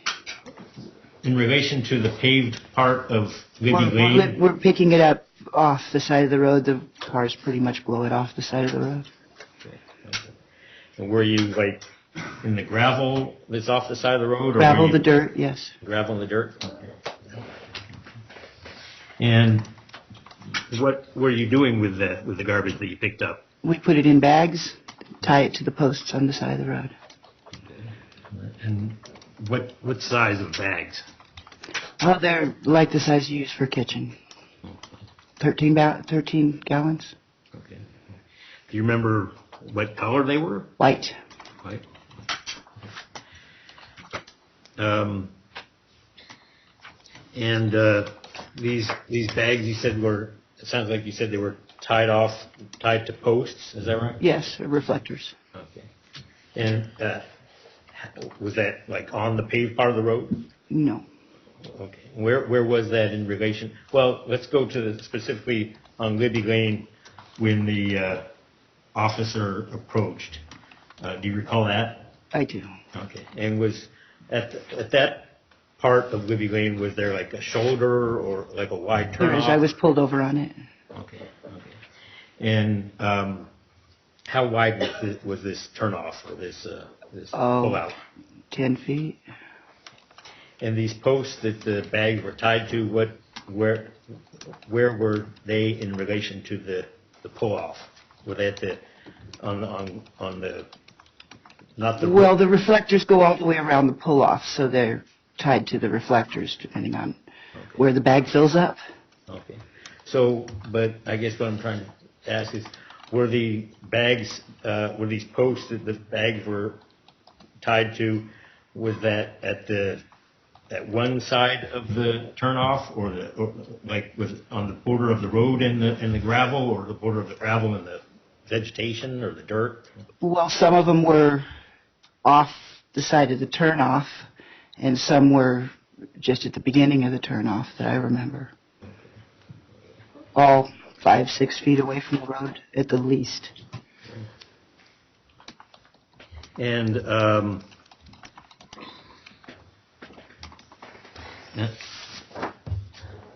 Julie.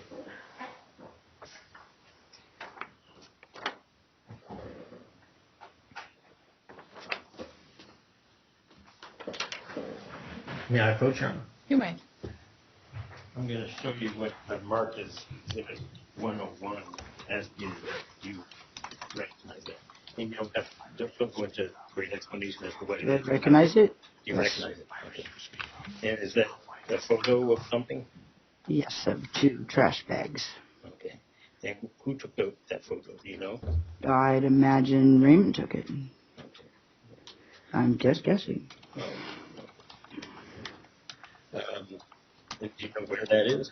I believe it was on Libby Lane. Yeah, I would offer Lieutenant 101.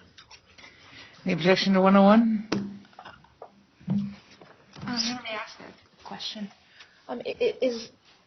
Is this a photograph of the bags that were from January 25th? That we actually picked up on January 25th? Yes. You know, I don't believe so. I I couldn't be absolutely positive, but I think the trash was picked up before that date. That actual picture was taken. So your objection is? Is relevance. I mean, this isn't from this incident. Okay. So I think it's a foundation objection, but if it's not the bags that are involved in this, it's probably not relevant either. You want to respond, Mr. Von Hippel? Could I ask one more question? You may. Were apparently the officer made contact with you and Raymond Fur on 2 different dates, right? The 24th and 25th? And were these bags that are in Exhibit 101, are they from either of those dates? I mean, don't remember. I don't believe so. Okay. All right. I'll withdraw it. Okay.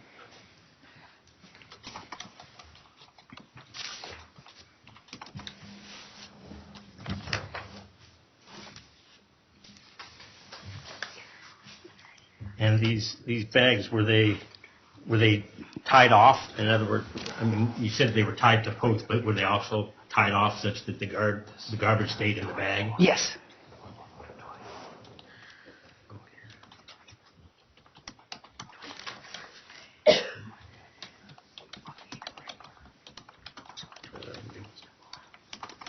That's all I have. Thanks. Okay. Any comments, Ms. Day? Yes, Your Honor. So, on the 25th, you were with the defendant picking up the garbage and putting it in the bags? Excuse me? So, on the 25th, you were with the defendant? So the record here is just one of audio. So yes, I can see you're nodding your head, but okay, thank you. All right, and you were with him when he was picking up the garbage and placing it in the bags. Yes. So this garbage, it was from off the road. Yes. and this garbage was kind of spread out. Huh? And how far off the road was kind of like some of the farthest garbage you were picking up? 10 feet. 10 feet? Along Libby Lane, there's brush there. You can only go so far. Right, and so was some of it kind of in the brush that you were grabbing out? In general, it's right there off the side of the road on the easement. Okay. But sometimes it's in the brush? If it catches in the brush and it's still on the easement, yes. All right, and it's it's just all spread from being blown off the road. From being blown out of people's trucks and sadly tossing it out. All right. And then you guys bring your own garbage bags and put that inside of those garbage bags, right? Yes. All right.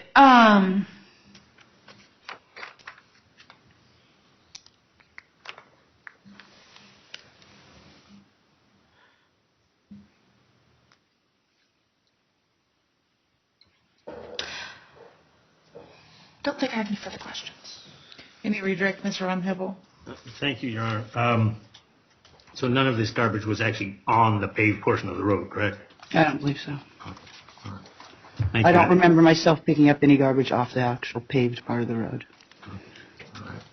And how about Raymond Furr? Do you remember him picking up any garbage off the road, and standing in the road and picking No. up it? Okay. All right. Just one moment here.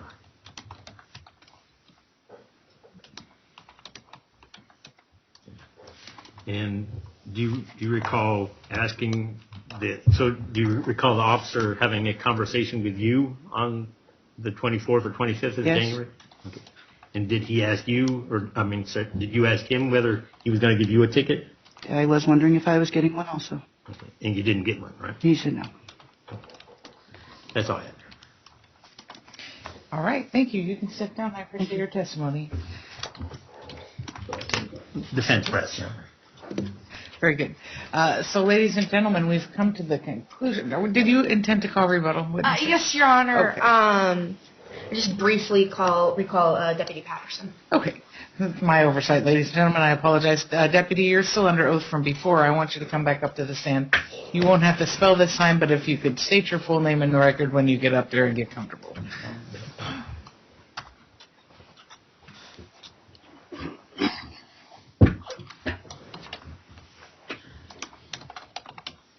Jason Patterson. Thank you. Deputy Patterson, 5 to 6 feet. If you place something on the shoulder, 5 to 6 feet away from the paved portion of the road, is that enough space for a car to be on the shoulder? No, it's not. And on the 25th, was this the incident involving the pullout or a different stretch of road? There's a different stretch of road on the 25th. So on the 25th, the bags were tied to the reflector posts on the shoulder that's just right off the road. Correct. Right, thank you. No further questions. Any costs? Thank you, Your Honor. Deputy Patterson, on the 24th and the 25th, when you made contact with Mr. Furr, was there a shoulder to the road? Was there a shoulder and a pull-off? 24th, yes, a pull-off. The 25th, it was just the shoulder of the road. Okay. All right. And so on the 24th, he contacted him, and he was parked in the pull-off area? Correct. And the 25th, he was parked on the shoulder? Correct.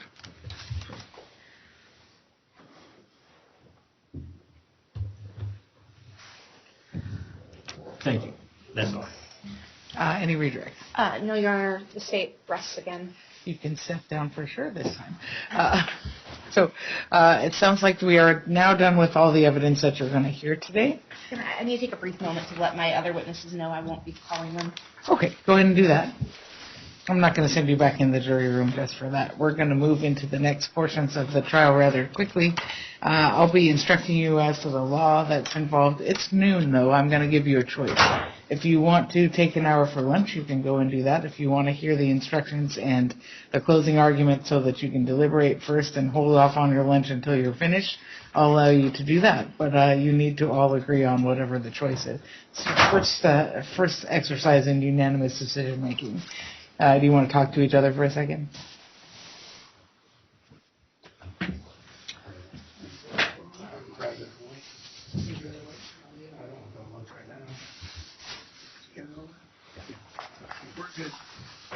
Do you all want to go forward?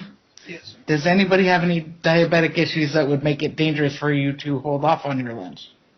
All right, we're going to keep going then. I'm going to now instruct you as to the law that applies to the case. My assistant's handing out written copies of the jury instructions. It starts on page 5. The reason for that is that I've already read you page 1 through 4. So I'm required to read all of them aloud to you, not because I think that you can't read them, but just because it's something that is part of the structure of the trial, so bear with me. You can follow along if you choose to. Ladies and gentlemen, it is your sole responsibility to make all the decisions about the facts in the case. You must evaluate the evidence to determine how reliable or how believable that evidence is. When you make your decision about the facts, you must then apply the legal rules to those facts and reach your verdict. Remember, however, that your power to reach a verdict is not arbitrary. When I tell you what the law is on a particular subject or tell you how to evaluate certain evidence, you must follow these instructions. Do not allow anything I've said or done during the course of this trial to suggest that I've formed any opinion about this case. Keep in mind that a judge is required by law to give certain instructions in every criminal case. When I've sustained objections to evidence or ordered that evidence be stricken or excluded from your consideration, you must follow these rulings. Do not consider such matters during your deliberations. Base your verdict on the evidence in these instructions. The lawyer's statements and arguments are not evidence. If your recollection of the evidence is different from the lawyer's recollection, you must rely on your own memory. In deciding this case, you are to consider all the evidence you find worthy of belief. It's your duty to weigh the evidence calmly and dispassionately and to decide this case on its merits. Do not allow bias, sympathy, or prejudice any place in your deliberations. Do not decide this case on guesswork, conjecture, or speculation. Do not consider what sentence might be imposed by the court if the defendant is found guilty. Generally, the testimony of any witness whom you believe is sufficient to prove any fact in dispute. You are not simply to count the witnesses, but you are to weigh the evidence. Keep in mind that each party is entitled to the considered decision of each juror.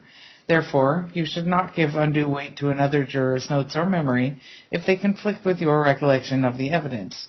The court has provided written jury instructions for your use. When you use these instructions, do not place undue emphasis on any particular instruction, but rather view the instructions as a whole.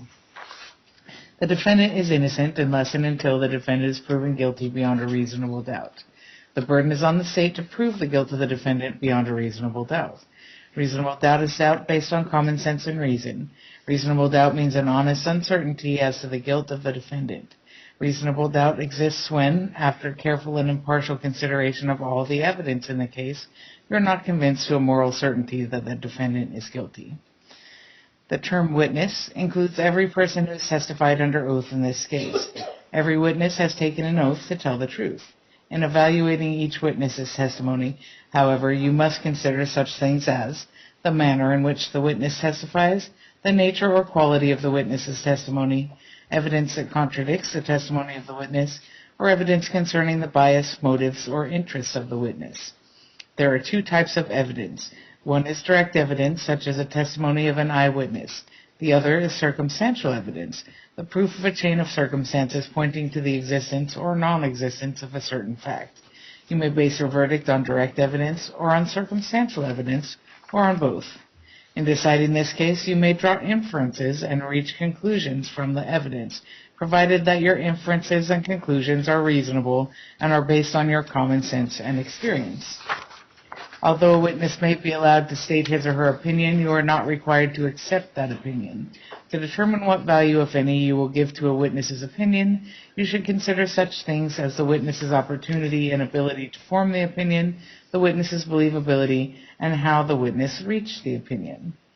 A defendant has an absolute constitutional right not to testify. Therefore, a defendant's decision not to testify cannot be considered as an indication of guilt. It should not be commented on or in any way considered by you in your deliberations. Ladies and gentlemen, I'm going to skip the second paragraph because the defendant did present other evidence. When a witness testifies about statements made by the defendant, you should consider such testimony with caution. In reviewing such testimony, you should consider, among other things, the following. Did the defendant make the statement, and if so, did the defendant clearly express what he intended to say? Did the witness correctly hear and understand what the defendant said? Did the witness correctly remember and relate what the defendant said? Did the witness intentionally or mistakenly alter some of the words used by the defendant, thereby changing the meaning of what was actually said? If, after weighing such factors, you conclude that the defendant said what he intended to say, and that the witness of the statement correctly understood, remembered, and related to you what the defendant said, then you are authorized to consider such statements for what you deem them to be worth. Although the state must prove beyond a reasonable doubt that the crime occurred on or about the date alleged in the charge, the state does not have to prove that the crime occurred on the exact date alleged in the charge.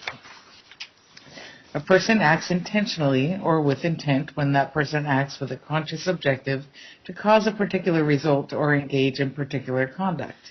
When used in the phrase intentionally deposit garbage or debris on a public way, intentionally or with intent means that the person acts with a conscious objective to place the garbage on a public way.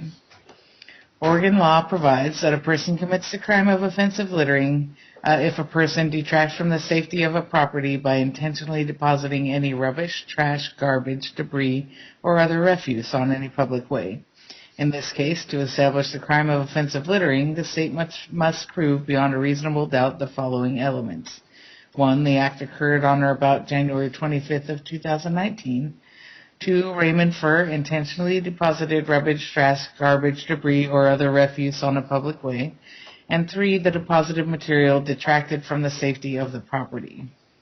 We're going to skip the last instruction until we hear the closing arguments of the attorneys, and then I'll talk to you logistically about how you render a verdict at that point in time. So we'll move now to the closing arguments part of our presentation, and that starts and ends with Ms. Day. Thank you.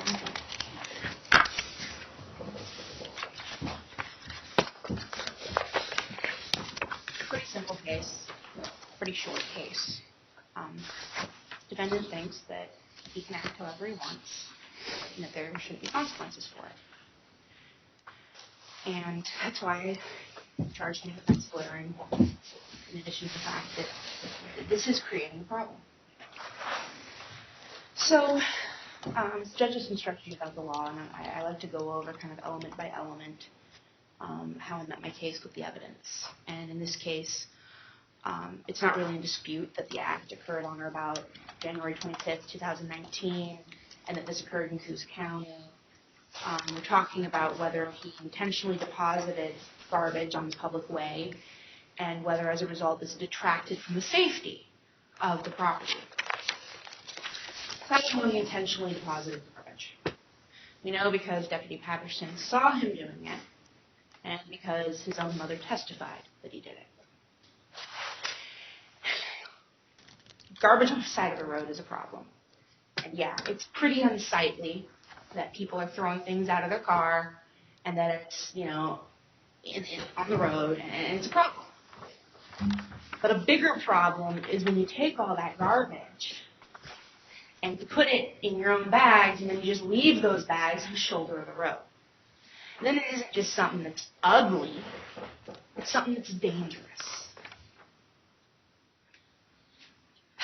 First of all, we know he was departed from the garbage because he brought his own bags. So, the most technical, he's admitted, and his mother's admitted, that those bags were not there, and that those bags were left there. But also, nobody is asking him to pick that garbage up. We aren't saying you need to go do that. He's doing that on his own, and once he starts doing that and gathering it together, there's a responsibility to do something about it that isn't what he's doing. If you're going to gather garbage up, you can't just leave it. What we talked about in jury selection.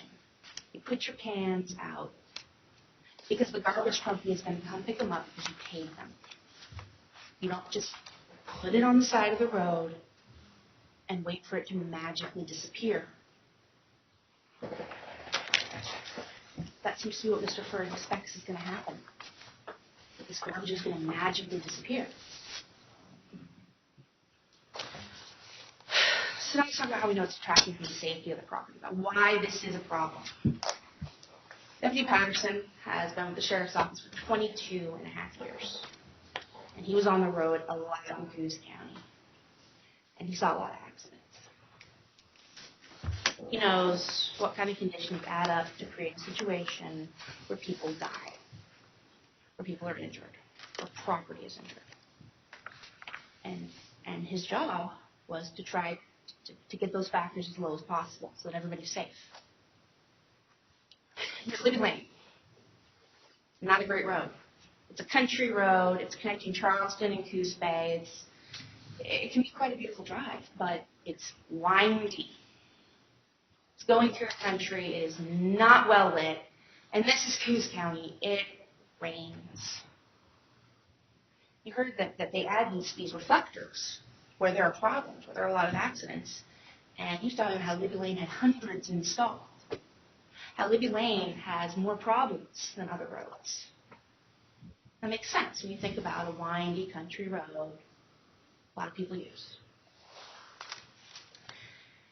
And Mr. Furr is adding to this danger by taking the debris and tying it to those reflectors, blocking the deflector.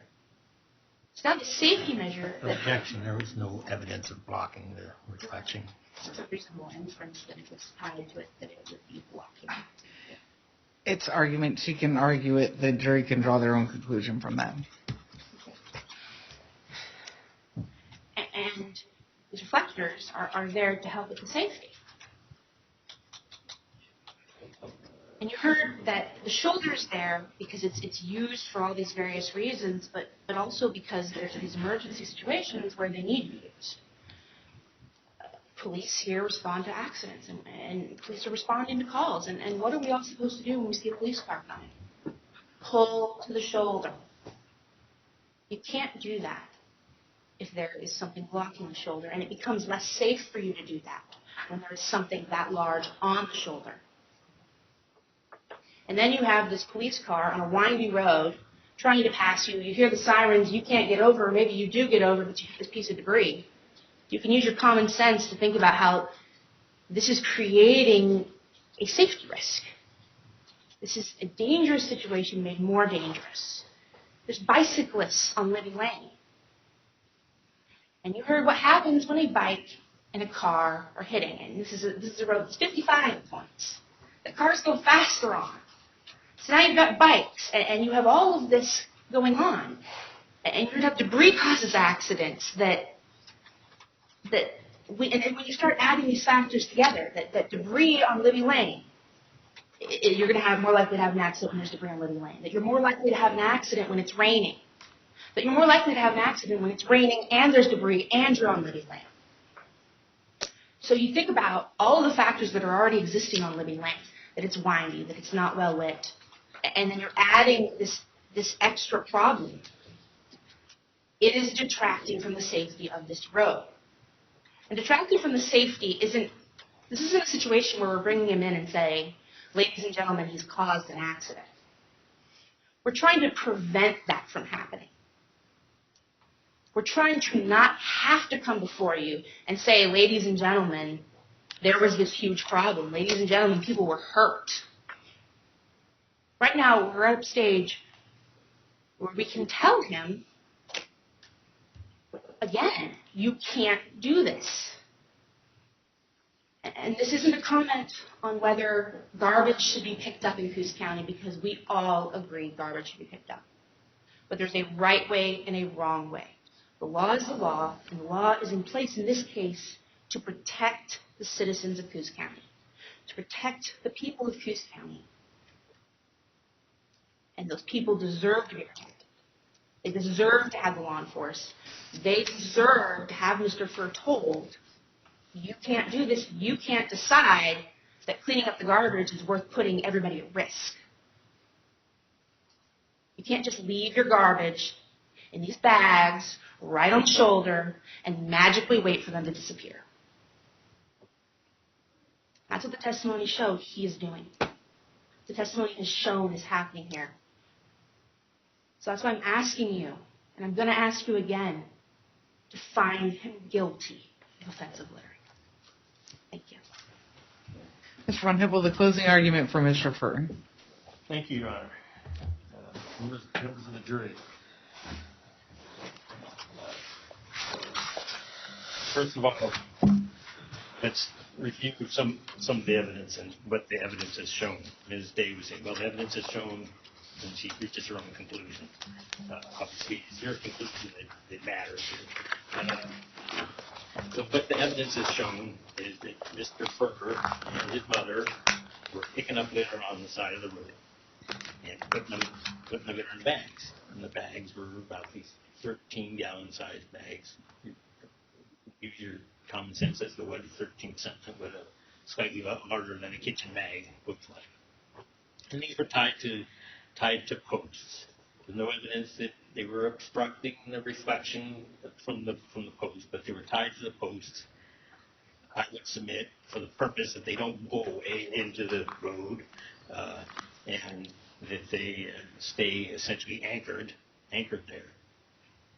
Now, and that was the evidence. The evidence was bagged garbage on the side of the road. Now, the elements. Remember, I talked about elements before. An element, as I said, was something part of the definition of the crime that the state has proved beyond a reasonable doubt.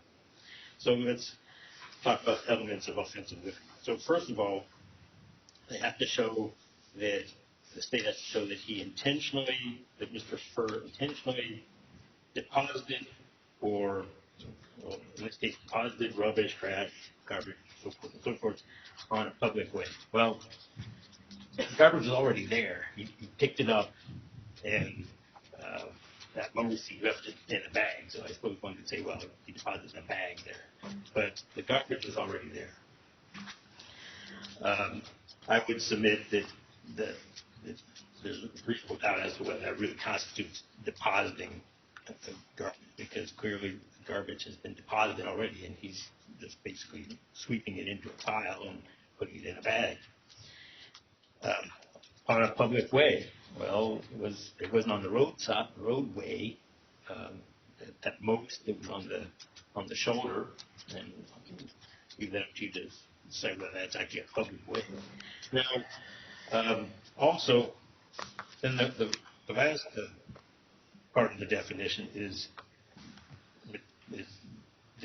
detracted from the safety of the property. Well, Ms. Day is giving you all these kind of scary situations which theoretically could happen. And while you're entitled to draw some inferences from circumstantial evidence, you're not entitled to speculate or to conjure up some things which could possibly happen. I mean, possibly the garbage that was already there could blow into the road. But so does putting this material, this garbage in bags, detract from the safety? I would submit that without speculating, that there's a reasonable doubt as to whether this really detracted from the safety of the roadway or of the public way. Now, you heard me in jury selection. I asked this question. I asked this question of Deputy Patterson whether he's ever seen bags of garbage collected by the Department of Transportation and all kind of clumped together. And Deputy Patterson said yes, he has, and you're allowed to use your common experiences about whether you've actually seen that sort of thing, and also to use your common experience or common judgment as to whether did that detract from your safety, and is that likely to have detracted from anybody's safety? I would submit that there's certainly reasonable doubt there. And now you heard from Ms. Furr, you heard from Deputy Patterson. Pretty much everybody agrees on what happened. Is that as far as the garbage was gathered together and put in bags. Now, Ms. Day wants to make an issue of whether, well, Mr. Furr, I think he can do whatever he wants to do. Well, it's up to you to decide whether this is a violation of the law. It's not up to Deputy Patterson. He has his own interpretation of what the law is, and he's obviously entitled to enforce that. That's his job. But it's your job to interpret the law and to draw the conclusions. Now, as I've mentioned before, the state has to prove Mr. Furr guilty beyond a reasonable doubt. Now, to use Ms. Day's example that she gave early on in jury selection of the cat and the mouse and the box, let's go a little further then. Let's take her example one step further. So if there's a cat and a mouse in the box, and you put them both in the box and you seal the box up and go away and you come back, and there's a cat and no mouse, and you would go over the box and do a thorough investigation, and there's no mouse, you can pretty well conclude what happened to the mouse, that the mouse got eaten. However, let's take another example. There's a cat and a mouse in the box, and you seal the box up, and you go away, and you come back sometime later. There's a cat and no mouse, but there's a hole in the box. Now there's reasonable doubt as to what happened to the mouse. And I would submit that, kind of analogizing that or thinking about that in terms of this case, there's plenty of holes. The hole is, A, did he deposit rubbish on the public way, and B, did it detract from the safety of the public or of the property.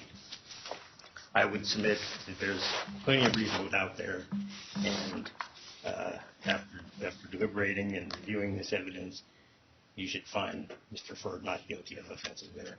Thank you. Thank you, Mr. Von Hippel. Ms. Day, do you have a rebuttal? Yes, Your Honor. Thank you.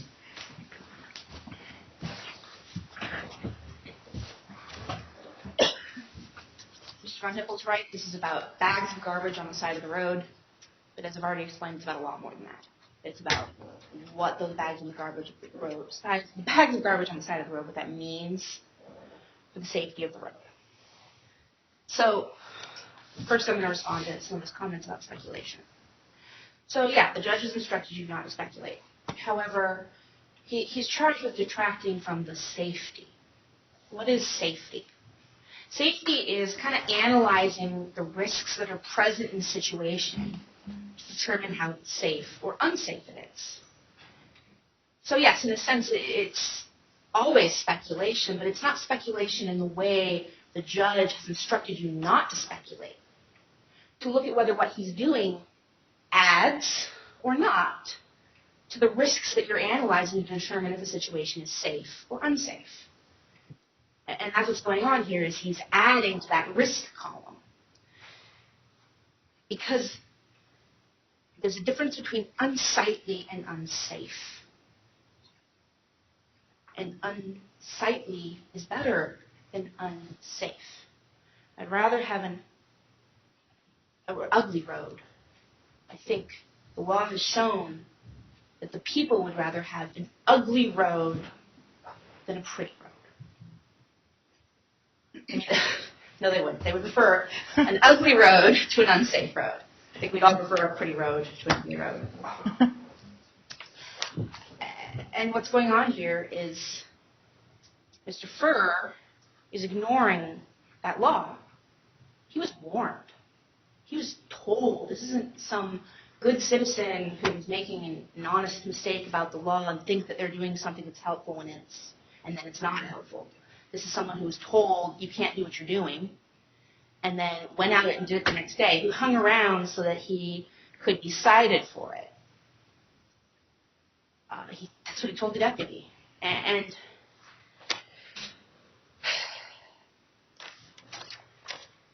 there is no holes about whether he's depositing garbage.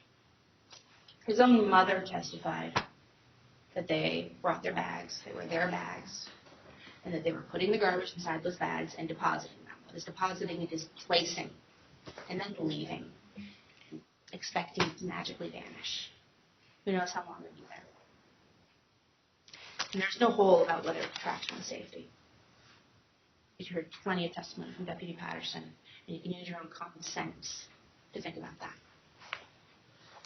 And finally, his response is about the public way. You also heard testimony from Deputy Patterson that the shoulder is part of the road. It's part of the public way. And you also heard that some of the bags were tied to the reflectors. Some of them weren't. There were more than 4 bags. Some were tied, some weren't. So some were there blocking the reflectors, and some were there waiting to blow into the road.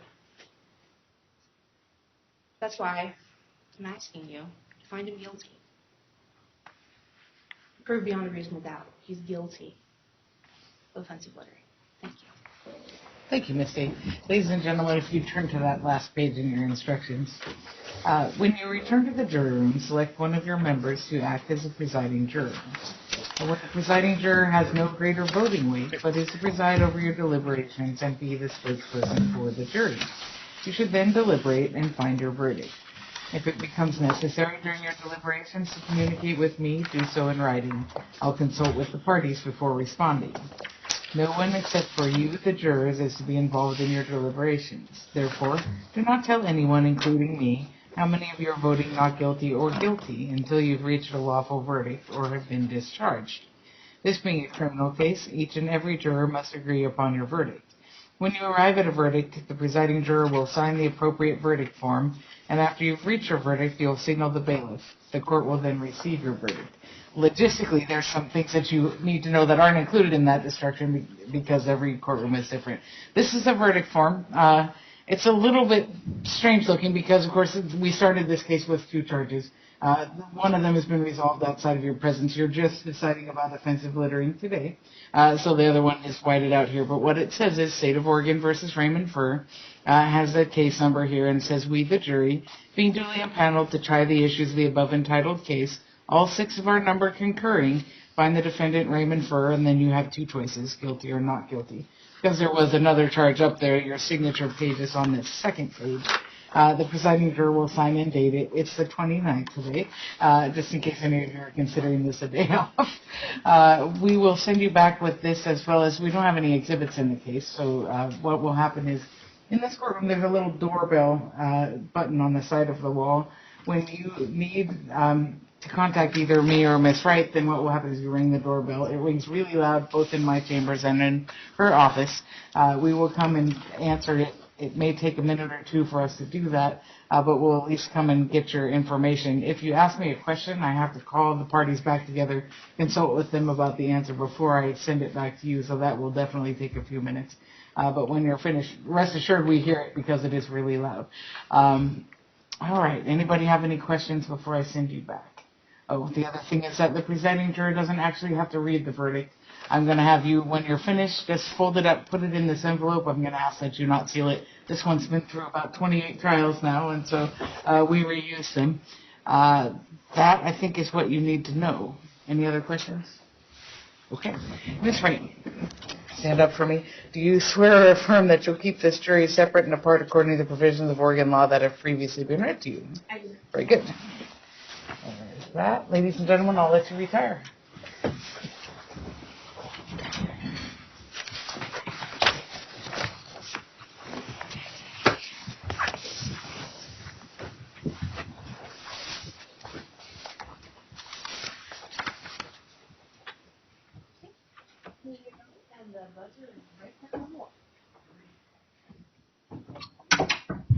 All right, exceptions to instructions. None from the state? No exception. Very good. Folks, have a good little break. Go ahead and let Ms. Wright know how we can get a hold of you in the interim. We're going to lock up the courtroom while they're deliberating. Hannah's office.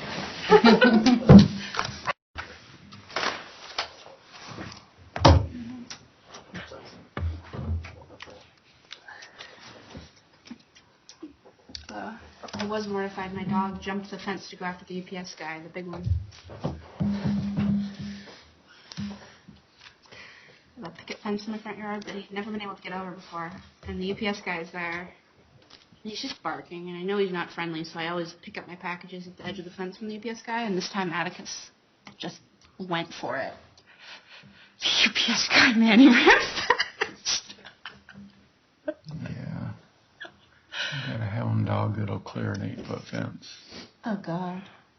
She has to be on a cable running all the time. But I'm All going to get... rise for the executive session. Ladies and gentlemen, I'm told we have a verdict. Have a seat and we'll bring the jury in.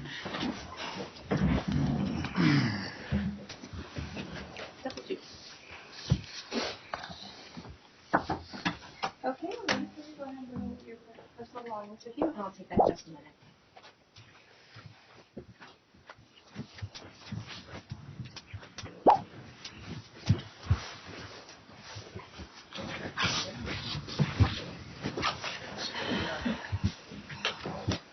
Okay. Mr. Roderick, are you the presiding juror? I believe so.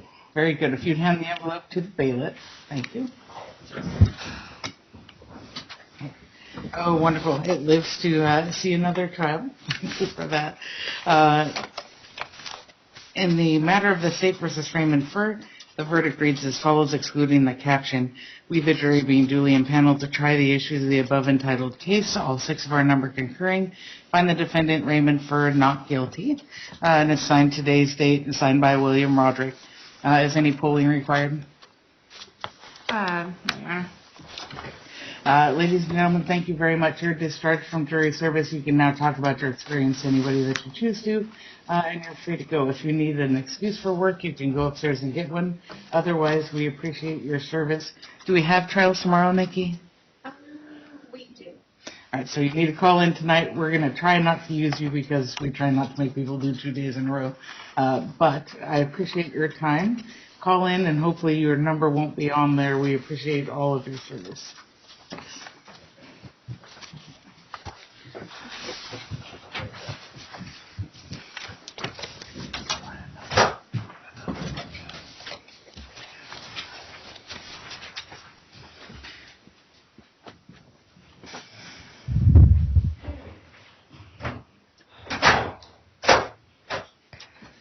Okay, so the jury having done what it did, Mr. Furr, you're exonerated from the conditions of your release agreement. At this point in time, you're free to go. Mr. Von Hippel, you'll need to submit paperwork, a judgment of acquittal on both of the charges that started off this morning with the jury. The other one, the state filed the dismissal on, is that right? You dismissed we dismissed it on the proceeding sheet. You could include that procedure as well, that the party stipulated the dismissal of count 2. Okay. Thank you, folks. You all did a good job. Have a good day. Thank you. Thank you, Your Honor.